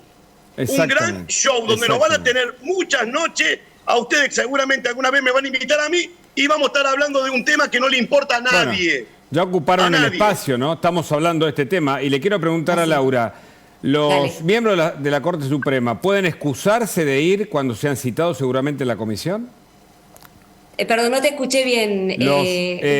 Los supremos pueden excusarse de ir si son citados por la comisión eventualmente. Sí, se pueden excusar, no creo que lo hagan. Ellos pueden presentar un escrito si no quieren presentarse personalmente ante la comisión, y la comisión puede avanzar igualmente. No están obligados a presentar su declaración y tienen la posibilidad de hacerlo por escrito. Y es indudable que el oficialismo los va a citar. Y va a citar a innumerable cantidad de testigos, sobre todo los que están involucrados en estos famosos chats, estas famosas escuchas ilegales, que de alguna manera está utilizando el oficialismo para abonar esta supuesta connivencia que existiría, ellos dicen, entre el presidente de la Corte Suprema y el gobierno de la Ciudad de Buenos Aires y dirigentes del PRO. Yo coincido en parte con Luis, y creo que Sergio Massa, volviendo al tema de Massa, está jugando a dos puntas. Yo creo que efectivamente, ¿no? Massa no está en el fondo de acuerdo con la decisión de Alberto Fernández de investir contra la Corte Suprema. No lo puede decir públicamente porque, bueno, tiene obviamente una relación indisoluble con el gobierno, y porque Cristina lo mata si hace otra cosa. Y porque Cristina además avaló su último. No, y además calculo que por la economía, Cristina ¿no? tampoco salió públicamente a avalar toda esta embestida, ¿no? Pero estamos viendo que sus diputados, entre ellos, por ejemplo, Leopoldo Moró, Marcos Clery, Rodolfo Tailade, que son miembros de la comisión, están fuertemente jugados a favor de acusar a la Corte Suprema. Así que sí, vamos a ver durante este par de meses, y creo que todavía un poco más, bueno, un desfile de testigos, de testimonios, hasta no se descarta que puedan, interceptar comunicaciones, porque la Comisión de Juicio Político tiene estas atribuciones de pedir el secuestro de documentación, interceptar comunicaciones, obviamente. Sí. Ahora, Laura, de un juez, ¿no es cierto? una pregunta técnica. Sí. Hablaste de la sustentación allí para argumentar el juicio. Sí. ¿Ahí se incluye la inteligencia ilegal también o es solo el fallo de la coparticipación? A ver, es muy buena la pregunta. Por lo que trascendió del pedido de juicio político, el pedido de juicio político consta de dos ejes claves. Uno tiene que ver este fallo de la coparticipación, es decir, esta orden de la Corte Suprema de restituirle fondos coparticipables a la Ciudad de Buenos Aires. El otro eje fundamental es lo que el oficialismo considera que es un avasallamiento por parte del presidente de la Corte Suprema al Consejo de la Magistratura, vulnerando atribuciones que son propias del legislativo. Esos son los dos ejes donde se va a focalizar la acusación. Ahora bien, ellos van a utilizar las escuchas ilegales como elemento para abonar estas acusaciones. Lo que va a decir la oposición es: no se pueden utilizar estos elementos por cuanto son escuchas ilegales, es decir, que fueron dispuestas sin orden judicial. Con lo cual ahí va a haber toda una discusión, un debate sobre la pertinencia o no del uso de estos chats. Pero indudablemente no te quepa duda, Hugo, que el oficialismo va a citar a Marcelo de Alessandro a la comisión, lo va a citar a Silvio Robles, que es la mano derecha de Rosati a la comisión, que es, bueno, justamente uno de los protagonistas de estos chats.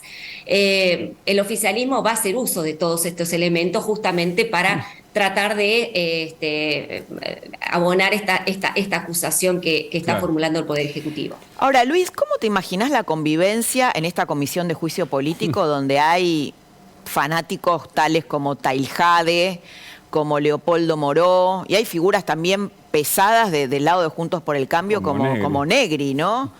¿Cómo? Eso es, no sé, como el Gran Hermano, como la casa del Gran Hermano en diputado. La metáfora, todos en una mesa, ¿no? Pero por lo menos vos sabés que en Gran Hermano te entretienen un rato, eso va a ser un espanto. ¿Vos crees que no van a entretener? Tailhade mirá que tiene un canal de YouTube que es bastante divertido, el de Tailhade, ¿eh? Lo he visto haciendo el ridículo, sí, lo he visto haciendo el ridículo, pero esto es la comisión, y la comisión de juicio político. Y eso no funciona. Tipos que se han llenado la boca hablando de los derechos humanos van a tener que tener muchos argumentos para justificar una prueba ilegal e incorporarla al expediente. Tipos que se han llenado la boca durante estos últimos 39 años hablando de lo que hacía la dictadura militar, y hoy vos estás utilizando los mismos métodos. Yo lo quiero ver, quiero verlo a Moro cómo justifica él una mecánica que toda la vida repudiamos. Va a ser complicado, pero bueno, yo lo que le digo a la gente, no nos entretengamos en estupidez, porque esto también es funcional al kirchnerismo.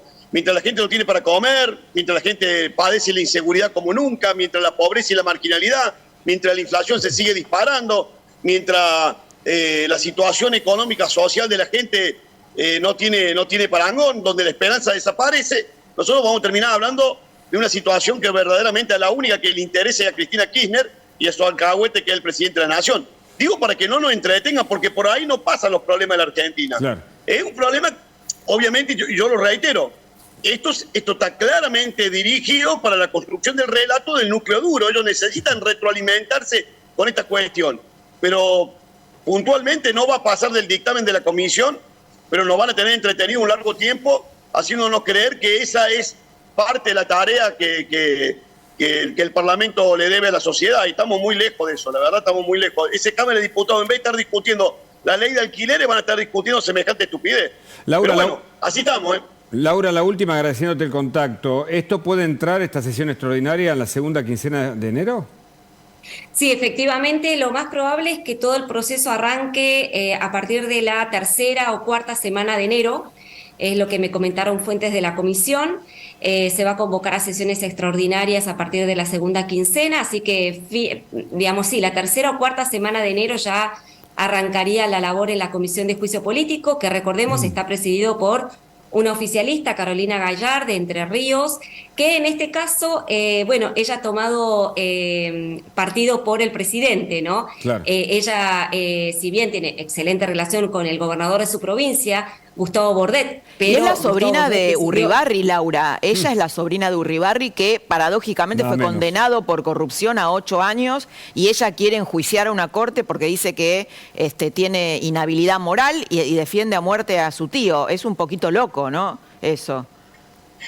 Bueno, ella tiene sus lealtades políticas, su padrino político justamente ha sido Sergio Uribarri, y mantiene una muy buena relación con Gustavo Bordet, el actual gobernador, pero el actual gobernador justamente se abstuvo de firmar o de acompañar el pedido de juicio político, y allí Carolina Gallar ha decidido tomar partido por el presidente Alberto Fernández. En charla con ella me explicó que, bueno, que son roles diferentes, y que ella, bueno, va a hacer lo que el presidente le ha pedido, que es llevar adelante esta primera parte del proceso de enjuiciamiento. Laura, muchas gracias. Muchas gracias, Laura. Buen Serra. trabajo, muy amable. Hasta luego. Bueno, Sí. hubo declaraciones polémicas, picantes, diríamos, de Quintela, el gobernador de La Rioja, porque bueno, en todo esto siempre hay, vos mencionabas, Luis Juez, a Leopoldo Moró, un radical kirchnerista, y Quintela habló del radicalismo de esta manera. A ver. El radicalismo no puede seguir siendo, perdónenme la expresión y perdónenme la grosería, una prostituta barata del PRO. No pueden seguir siendo eso.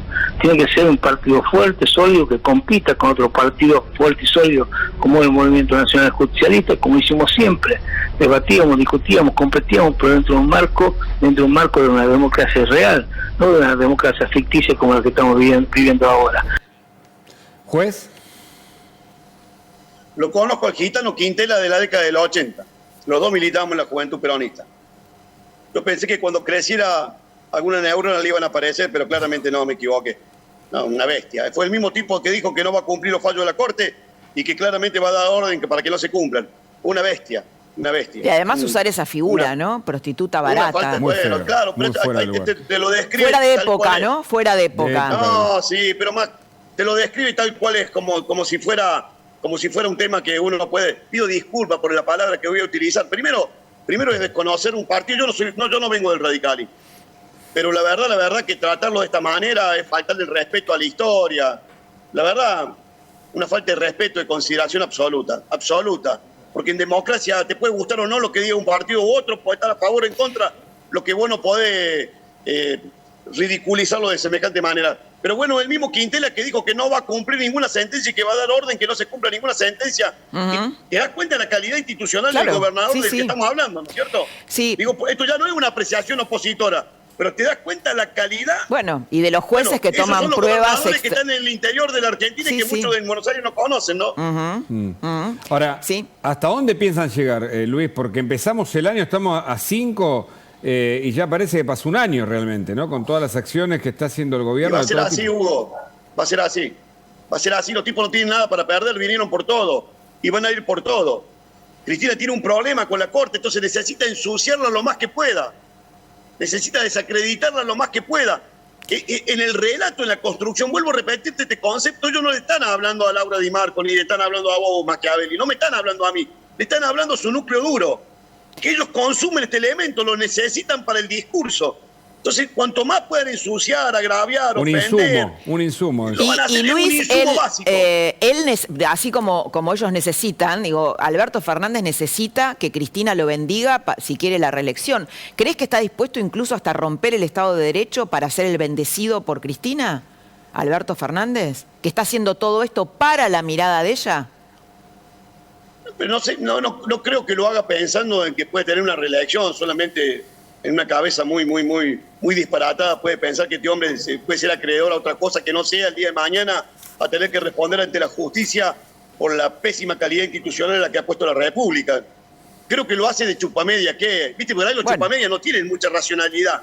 Son chupamedia, ¿viste? Los tipos con tal de ser... Yo vengo diciendo que en algún momento vamos a tener que hacerle una traqueotomía para sacarle la media del cancán de Cristina de la garganta a Alberto, porque un chupamedia de que... Pero encima, para colmo, Laura... Me imaginé la figura, La Luis. figura, te digo me que... imaginé la figura, La media cancán. Claro, la vi, ¿no? Sí, pero es así. Una imagen fuerte. Pero ¿sabes lo más grave? Es que te pasas de rosca haciendo un chupamedia y el destinatario de la chupada de media ni siquiera te da bola. Claro, O sea, bueno, eso es lo más trágico, ¿no? De esta telenovela. Te debería dar cuenta. Porque está dispuesto a romper la democracia, ¿no? A cualquier cosa está dispuesto. Lo ha hecho. Laurita, mientras vos, yo, mientras Lugo, mientras la gente, mientras los miles de oyentes de la Nación Más, ahora, estábamos en casa cuidando nuestra salud, este tipo estaba de joda. O sea, guarda, Luis, va a ser la porque... primera vez que rompa algo. Rompía su propio DNU, mirá si no va a romper la institucionalidad para quedar bien con Cristina. Van a hacer lo que tengan que hacer. Hugo me preguntaba, ¿hasta dónde? Solo Dios sabe. En la cabeza de un fanático no hay límites. Claro. ¿Y ustedes son conscientes, Luis, que empieza a afectar esto? Lo de Alessandro, aquello de Milman, aunque tenga otro tono, la Corte ahora sí es que tienen que ir a declarar. Bueno, son Hugo, muchos elementos. A mí no me va a encontrar defendiendo lo indefendible. Que cada uno se defienda con lo que tiene, con la prueba que tiene. pero siempre en un Estado de Derecho. A mí no me va a encontrar poniendo la cara por lo que no hay que poner la cara.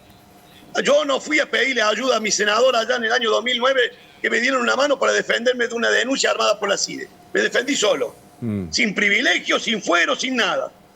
Pero también hay que decir, el Estado de Derecho es para todos. Vos no podés invocar el Estado de Derecho para violar el Estado de Derecho. Esto no lo puede hacer el presidente. Pero bueno, yo te quiero decir que tenemos que estar a la altura de las circunstancias y saber que esto aún todavía puede ser mucho más grave. Como decía Laura, recién llevamos 5 días, hoy están llegando los Reyes esta noche y estos tipos pareciera que no tienen límite y no lo van a tener. Luis, recién hablaste, estamos hablando del Estado de Derecho, lo tenemos aquí a Félix Lonigro, ¿qué tal? Buenas noches. Pacientemente está escuchando Nos está todo. escuchando, está acá en el piso hace bastante tiempo. Gracias por la paciencia, Félix. Y queríamos que escuchara su posición, porque bueno, Martín Soria, uno de los grandes gurkas del kirchnerismo, dice que es posible reformar el Consejo de la Magistratura, otra obsesión del kirchnerismo, a través de un DNU. ¿Cuál es la mirada? ¿Cuál es tu mirada, Félix? A ver, desde el punto de vista institucional y político es realmente escandaloso. Tan escandaloso que a veces es difícil evaluarlo desde el punto de vista estrictamente técnico y constitucional. Para que el presidente pueda dictar un decreto de necesidad de urgencia, es decir, para que el presidente pueda ejercer atribuciones del Congreso, porque de eso se trata un DNU, ejercer por el presidente atribuciones del Congreso, se tienen que dar 4 requisitos. Primero, tiene que haber circunstancias excepcionales que le impidan al presidente esperar todo el trámite legislativo. Segundo, tiene que llevar la firma de todos los ministros. Tercero, tiene que ser aprobado por el Congreso. Y además, no puede tratarse ese DNU de temas penales, impositivos, del régimen electoral de los partidos políticos. Por eso es escandaloso. O sea, necesita... No, entonces, quiere decir que el presidente puede ejercer cualquier atribución que le corresponda al Congreso a través de un DNU, menos esos 4 temas. ¿Está entre esos 4 temas la regulación del Consejo de la Magistratura? ¿Está? No está.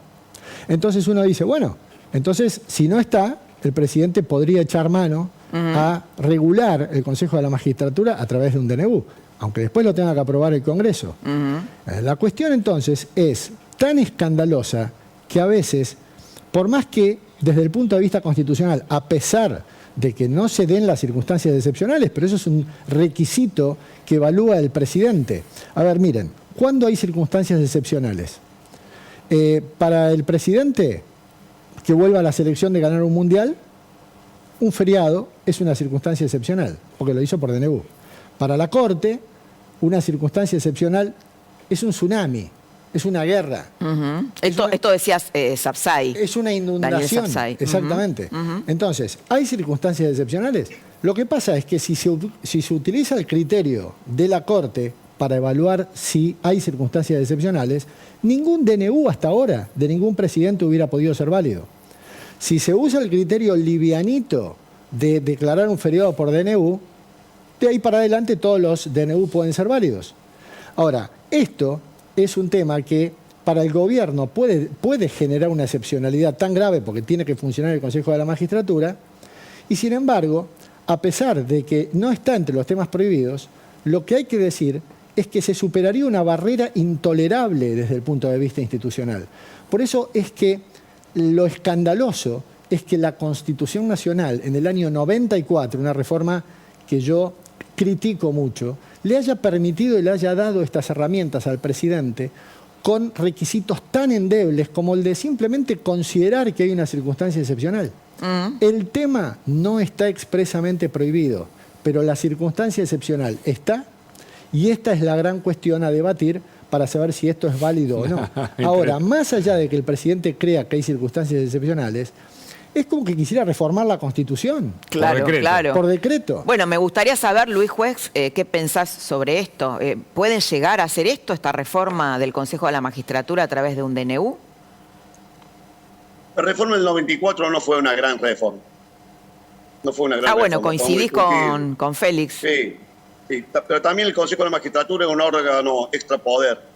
Pero el constituyente nunca se le cruzó por la cabeza que algún día íbamos a tener sentado en el sillón de Rivadavia un burro que podía creer que por una circunstancia excepcional podía modificar un órgano extrapoder.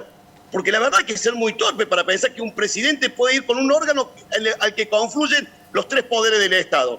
el Ejecutivo, el Legislativo y el Judicial, están todos nombrados en el Consejo de la Magistratura. Y que vos, porque a vos se te ocurre, porque el incumplimiento o la parálisis del Consejo de la Magistratura es producto de que se judicializó un hecho delictivo del kirchnerismo. Se quedaron con una banca en el Senado que no le correspondía. ¿Eso es un hecho excepcional? No, porque está judicializado, lo estamos discutiendo, se va a resolver rápidamente, hay términos judiciales y tiempos judiciales y plazos judiciales que así lo determinan. Ya hubo una sentencia en la Corte, con lo cual no tiene ningún argumento. Yo soy mucho más contundente. No creo que de ninguna manera con un DNU pueda modificar el Consejo de la Magistratura, porque no se puede, decididamente no se puede. Si los constituyentes no lo previeron, es porque la verdad digo, hay que estar muy mal de la cabeza para pensar que vos por un DNU podés hacer semejante locura. Porque si no, no tenés límite, podés hacer lo que se te ocurra. Cuando se creó esta figura, lo que los constituyentes pudieron imaginar es que los presidentes iban a utilizar este instrumento realmente en circunstancias excepcionales.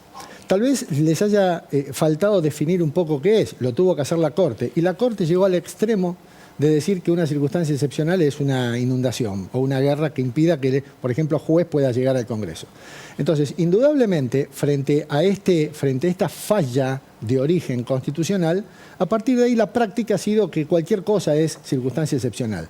Está en la concepción republicana del presidente, y este presidente no la tiene, y Cristina Fernández no la tiene, está en la concepción republicana de este presidente decidir cuándo se usan los decretos de necesidad y urgencia. Porque, insisto, un DNU es ejercicio de el presidente de atribuciones que le corresponden a otro órgano. Y perdón, y te agrego algo, que esto lo decía mucho... Pues una ley. Claro. Es un decreto que el presidente usa para hacer lo que tiene que hacer el Congreso. El tema es que la Argentina siempre vive en la excepcionalidad.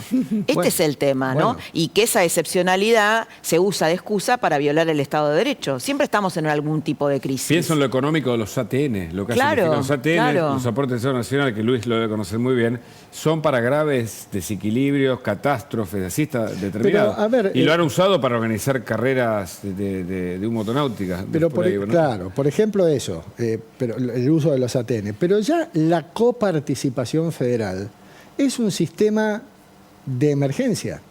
Porque para el constituyente, las provincias tienen que vivir con su propia recaudación impositiva, con los impuestos directos, por ejemplo, el impuesto a las ganancias, por ejemplo, un impuesto indirecto como el IVA, y el gobierno de la nación tiene que subsistir con los derechos de importación y exportación. Sin embargo, como los 2/3 de las provincias argentinas tienen menos de 1 millón de habitantes, ¿a quién le van a cobrar impuestos sin actividad económica, con poca actividad económica? Entonces, papá Estado Nacional, dejen muchachos, yo recaudo y se los reparto entre ustedes. Ahora, eso puede ser un parche mientras se soluciona el problema de fondo de redistribuir mejor la población y hacer crecer a las provincias. Claro. Pero constitucionalizarlo fue constitucionalizar una emergencia. Luis, yo quiero hacerte una pregunta, porque vos decías, bueno, quiero ver a Moró justificando esta metodología aberrante de usar servicios de inteligencia ilegales para pinchar, hackear teléfonos de periodistas, de opositores.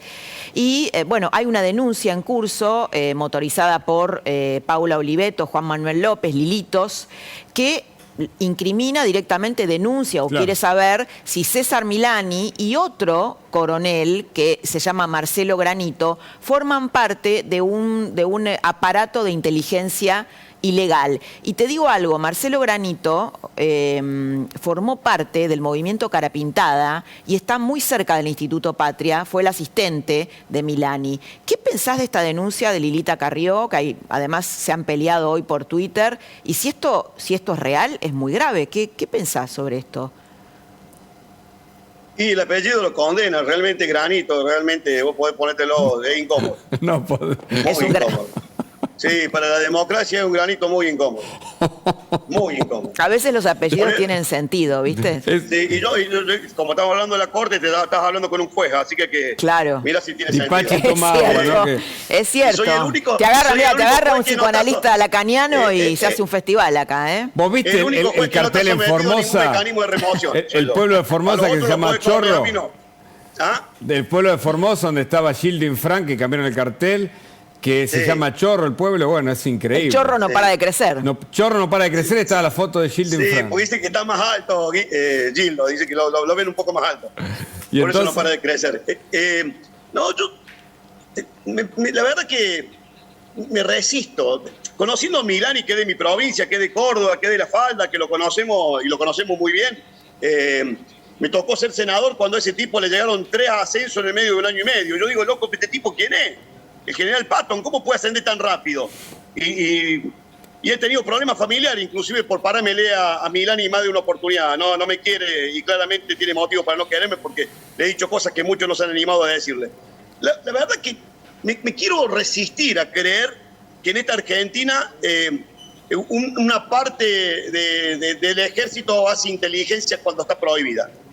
Quiero resistirme a creer que hay servicios de inteligencia residuales que son los que hoy están alimentando el gobierno, pero conociendo la historia de la década del 70, de donde vienen estos pibes, que el tema de inteligencia era parte de una discusión que a ellos los enloquecía, porque tenían toda una construcción paramilitar, pensaban, la Argentina ha vivido estos 38 años, ha tratado de no volver a la historia, esa historia que nos lastimó tanto. Por eso yo digo, ¿con qué argumento esta gente que se ha llenado la boca hablando del Estado de Derecho, de que el Estado no se puede convertir en un Estado criminal, en un Estado que persiga? ¿Cómo haces para justificar eso? A ver, ¿cómo en un haces para Estado decir, que no esta denuncie prueba me la periodistas, trajo? ¿no? Bueno, ahí está el otro punto. Digo, la denuncia a periodistas. Hay una denuncia La denuncia contra de Rossi, Joaquín claro. Morales Solá y Daniel Santoro por haber revelado la mesa militar. Pero digo, yo quiero pensar que en algún momento van a recapacitar. Porque la verdad es que estamos jugando mal, en serio, estamos llegando al borde del abismo. Yo mira que me peleo permanentemente con los senadores del kirchnerismo, pero sería realmente borrar con el codo lo que ha hecho la democracia estos 39 años. A mí me dieron con un caño por decir alguna expresión de la democracia y estos muchachos están destrozando cualquier concepto y cualquier precepto de legalidad, de institucionalidad. Es muy grave que esto lo tomemos con tanta normalidad, con tanta liviandad. Pero bueno, para el show, para el circo, para lo que el kirchnerismo necesita, estos elementos le vienen como anillo al dedo. Van a intentar arremeter contra la Corte para ponerlo en un lugar incómodo, porque ese es un enemigo a voltear. Por eso tenemos que estar todos muy atentos. Ahora, Félix, ¿no le cabe algún tipo de denuncia a quienes han usado los servicios de inteligencia ilegal, los han difundido? El propio presidente hizo una cadena nacional hablando de excepcionalidades para difundir información que provenían de los servicios de inteligencia, o que era filtraciones o algo de origen dudoso, al menos. No solamente lo han hecho ellos, lo han hecho en otras oportunidades. La anterior, la que estaba frente del AFI anterior a Agustín Rossi, también hizo lo mismo. O sea, en definitiva, además, acá hay una gran hipocresía, porque si hay alguien que es especialista justamente en Vélez, por ejemplo. Vélez también en un programa de televisión mostró la foto de Estiuso. Entonces, Y en ese momento Néstor Kirchner tuvo que optar entre uno y otro, y me parece que tuvo una decisión, ¿no? Sí. Tuvo que irse Vélez. Bueno, pero por eso digo, todas estas cosas, si violan la ley, pues tienen que ser castigadas. Pero en el caso de Daniel Santoro y en el caso de Morales Solá, lo que hicieron fue dar a conocer un pedido de informes que había hecho... Juntos por el Cambio. Juntos por el Cambio. Claro, O sea, este pedido de informe, Lilita Carrió. Lo escribió en Clarín, lo contó en este programa. Joaquín Morales, citó a Joaquín Morales Solá. Es la denuncia que hacen Paula Oliveto. Y eso es lo que dio a conocer. Exactamente, dio a conocer un pedido de informe, una denuncia, mejor dicho, donde Lilita Carrió quiere, denuncia esta... No hay responsabilidad penal de ninguna manera en este aparato. Bueno, hoy hubo una pelea en Twitter feroz entre Lilita Carrió y César Milani. A ver si podemos tirar esto atrás, está muy lejos. ¿Te lo leo? ¿Está atrás mío? ¿Dónde? No, dice así, no mirá. está atrás. Sí, la calumniadora Elisa sí. Carrió habla de evangelios, pero es uno de los seres más infames que ha dado la política. Lleva años mintiendo con la causa Nisman, ahora con sus esbirros presenta esta denuncia que se diluirá por falsa. Nadie en la justicia frena esta desequilibrada, cita Milani, un tuit de Elisa Carrió. No es la primera vez que estos personajes intentan involucrarme falsamente en maniobras de espionaje ilegal para cubrir los rastros de su actividad delictiva. De modo que designo hoy, dice Milani, como defensor al impecable Alejandro Rúa, bueno, muy vinculado al kirchnerismo, en la ridícula causa inventada por Paula Oliveto. Bueno, le dice infame, le dice desequilibrada, dice, Sí. a esta altura creo que en lo personal ya no existe salida. Bueno, esto es un tuit Del 5 de diciembre. Sí. Del 5 de diciembre, ¿no? Sí, del 5 de diciembre. ¿Es actual, del 2022? Sí. Dice, a esta altura, en lo personal, dice Milani, que ya no existe salida pacífica. Atención con esto, a tamañas injusticias y semejante connivencia del partido judicial con el poder económico y mediático. Sea en el corto o en el largo plazo, esta situación terminará de la peor forma. Luis Juez, ¿recuerda este tuit que impactó en su momento? Sí, claro. A este tipo lo formó el Estado para que defienda la patria. Mira cómo termina Milani. ¿Qué nos Bueno, quiere termina en decir el Milani con Instituto eso? Patria. A este tipo lo formamos todos. Le dimos el uniforme del general San Martín para que defienda la patria. Y nos viene a decir ahora que, bueno, esto no va a terminar de manera pacífica. O sea que los enemigos somos los que no pensamos como él. Mirá qué jodido. Y del kirchnerismo no van a opinar sobre este tema. No lo van a llamar al orden, no le van a decir, che, pará, loco, ¿qué te pasa? Pará, que estamos discutiendo, tenemos puntos de vista distintos, pero ¿qué estás diciendo vos? ¿Te das cuenta cómo la doble vara funciona en la Argentina?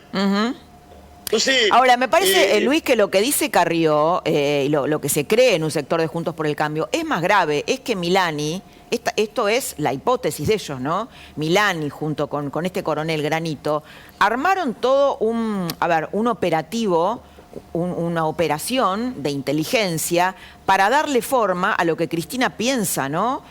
A esta asociación entre medios, el PRO y lo que justicia. sí es cierto, Laura, Esto es lo que sí es dice cierto, Carrió.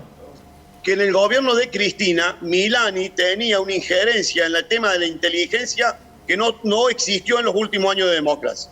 Eso es absolutamente cierto y totalmente probable. Milani tenía una injerencia en actividades de inteligencia que no las podía llevar adelante, pero Cristina confiaba más en la inteligencia que podía proveerle Milani que la propia AFI. Esta es una realidad irrefutable. Perdón, y Te lo las digo porque- carpetas que encontraron en la casa de Cristina Fernández con el allanamiento de Bonadío, en la causa judicial estaban a Brufó de Repsol, a Toma, que estuvo el otro día contándola acá, un montón de carpetas de servicio de inteligencia ilegal, por lo cual en su momento el juez Marcelo Martínez de Giorgi decía que la iba a procesar, porque había elementos sobrados de violación a la ley de inteligencia nacional, justamente. Sí, bueno, pero yo te digo, a mí me tocó en carne propia. A mí me tocó en carne propia involucrarme con personas como como Isca Zuriaga, Larcher, Pocino, toda una maniobra, toda una cosa. ¿En carne propia por qué? Porque los tipos habían instalado que yo tenía 5 millones y medio de dólares en la Gran Caimán. Y pude lograr que Bonadío en aquel momento, después de un año y medio realmente de investigar la cuestión, descubriera que era una maniobra generada por los servicios de inteligencia. Entonces conozco como el tema y no me voy a victimizar. Pero perdí un año y medio casi de mi vida tratando de acreditar mi honorabilidad. ¿Pero podría Entonces, ser Milani el autor del hackeo al teléfono de Marcelo D'Alessandro, por ejemplo? No lo sé, pero claramente el AFI lo tiene que aclarar inmediatamente. Claramente el juez que investiga tiene que, claramente por la tranquilidad de la República, no podemos permitirnos esta locura, no nos podemos permitir, Laura, piense como piense, no nos podemos permitir que en una democracia, en un Estado de Derecho estén pasando estas cosas, es una locura. Es una locura. Yo te vuelvo a repetir, yo no voy a defender nunca lo indefendible. Nunca me va a encontrar a mí enarbolando una bandera y defendiendo lo indefendible. Si hay tipos que tienen que ir a dar explicaciones a la justicia, sean quienes sean, que vayan y que la den. Ahora, utilizar servicios de inteligencia residual para joderle la vida a periodistas, políticos, a mí me asusta, la verdad. Y ya soy un tipo grande, no soy una criatura, hace muchos años que hago política. Pero a estas cosas yo creía que le habíamos puesto un límite. Yo creía que algunas cosas en la Argentina no se podían volver a repetir. Parece que sí. Ahora creo que soy un ingenuo, porque parece que sí. ¿Félix? Sí, absolutamente. Yo coincido plenamente con esto. Es un retroceso en la calidad institucional que realmente es alarmante.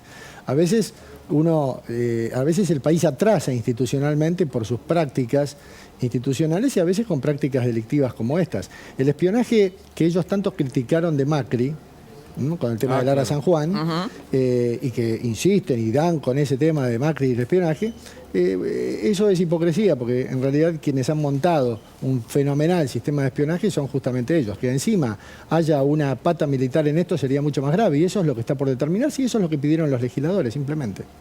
Verificarlo. Juez, ¿qué viene ahora?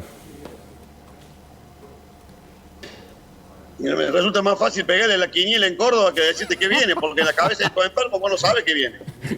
Claro. Todos los días te gritan la falta con 20, vos no sabés lo que viene, Hugo. Pero tengamos la guardia levantada, porque vienen por todo. Tengamos la guardia levantada, no seamos ingenuos, porque vienen por todo y no les importa nada. Absolutamente nada. Lo vengo repitiendo hace muchísimo tiempo.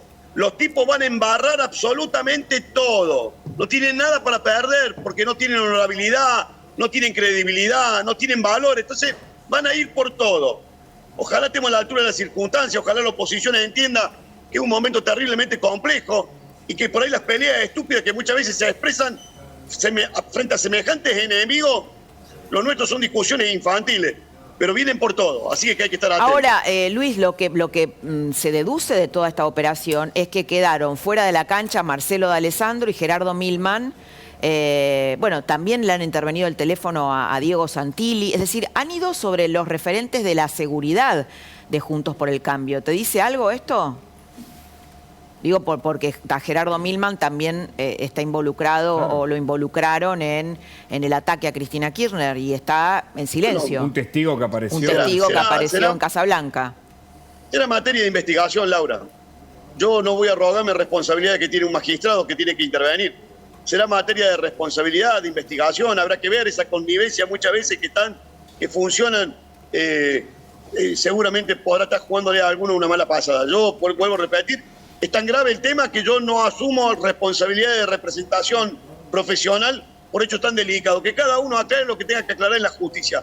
Ahora, eso no puede ser un argumento para que vos destruyas la poquísima calidad institucional que tenga utilizando los peores métodos que utilizaba la dictadura militar. No hay argumento. ¿Sabés no hay que ningún argumento. Hoy hay varias versiones, ¿no? Hoy menciona Carlos Pañi en su columna algo así como que una teoría, esto es una pregunta un poco picante, hay una teoría en donde este hackeo a los chats de Marcelo D'Alessandro podría ser una venganza de Patricia Bullrich justamente porque atacaron a Gerardo Milman, ¿no? Un pase de facturas en la interna de Juntos por el Cambio. Parece, ¿no? Parece...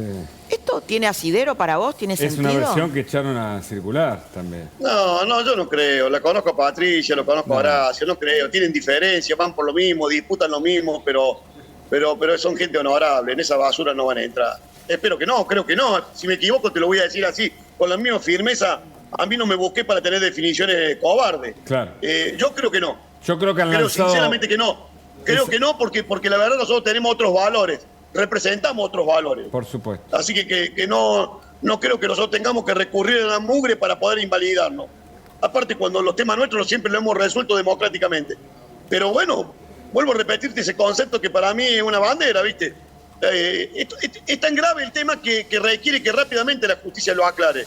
Correcto. Para tranquilidad de todo el mundo. Fíjate vos que en esos chats decían que entre las conversaciones que podía haber entre D'Alessandro y el vocero del presidente de la Corte estaba la discusión si nosotros bajábamos al recinto el día que se discutió el tema del Consejo de la Magistratura. Y yo fui el autor de la idea en el blog que dije, no tenemos que bajar, no tenemos que convalidar, esta votación la vamos a perder y una vez que la perdamos va a quedar convalidado el mecanismo. ¿Y vos crees que yo necesito a esta altura de mi vida hablar con algún funcionario judicial, con algún ministro de la Corte? En mi vida he hablado con estos tipos. Entonces digo, mirá el nivel de locura. En ese bloque nuestro de 35 senadores, hay ex gobernadores, senadores que llevan muchísimos años. ¿Vos crees que nosotros necesitamos que alguien nos dé una instrucción para hacer lo que sabemos que tenemos que hacer? Bueno, está sugiriendo que el chat puede ser falso. Yo no hablo de falsedad ni de certeza. Yo lo que digo es que este tema debe ser investigado. Correcto. Ahora, lo que tengo claro que nosotros no podemos en el medio convalidar cualquier mecanismo. Bien. No lo podemos hacer. Luis Juez, muchas gracias. Un abrazo. Muchas gracias. Un abrazo. Félix, ¿estamos en una crisis institucional grave? Sí, gravísima. ¿La República también? Gravísima. Pero además es conceptual del kirchnerismo esto. El kirchnerismo tiene una concepción autocrática, no antidemocrática, antirrepublicana. Autocrática como antirrepublicana. Porque no acepta aquello que no puede controlar. Llámese fiscales, jueces, periodistas. Entonces tiene todo el kirchnerismo, desde Cristina Fernández hasta el último de los militantes, tienen esa concepción. Por eso pelotón de fusilamiento, lawfare, persecuciones, scratches, etcétera, etcétera. Ahora con esto, Alberto Fernández está perpetrando su propio suicidio político y académico. Nadie se embarca en una batalla política que sabe que pierde. Es insólito esta inmolación. Yo puedo ser patotero, puedo ser bravucón, pero no voy a subir al ring con Tyson. Sé que no bajo. Acá pasa lo mismo. Se van a conformar con un dictamen favorable o un dictamen de la comisión. Claro. Por eso yo apelo a este ejemplo. Faltan 340 días de velatorio para este gobierno. En 1890 el presidente era Juárez Hellman. Le hicieron una revolución. El gobierno derrotó a la revolución. Sí. Y le dijeron, mire, la revolución está derrotada, pero su gobierno está muerto. Acá no hubo revolución derrotada alguna, pero el gobierno de Fernández está muerto. Clarísimo, Feli, gracias por la visita. Gracias a usted. Bueno. Le pedimos disculpas a Damián, hoy tuvimos que ir por la política, pero Damián mañana... Pero mañana remonta. Mañana remonta. Todos los temas económicos. Nos encontramos nosotros mañana con Hugo Machiavelli, con todos ustedes, aquí a las 10 de la noche, en Más Noticias a la Noche. Hasta mañana, descansar. Chau.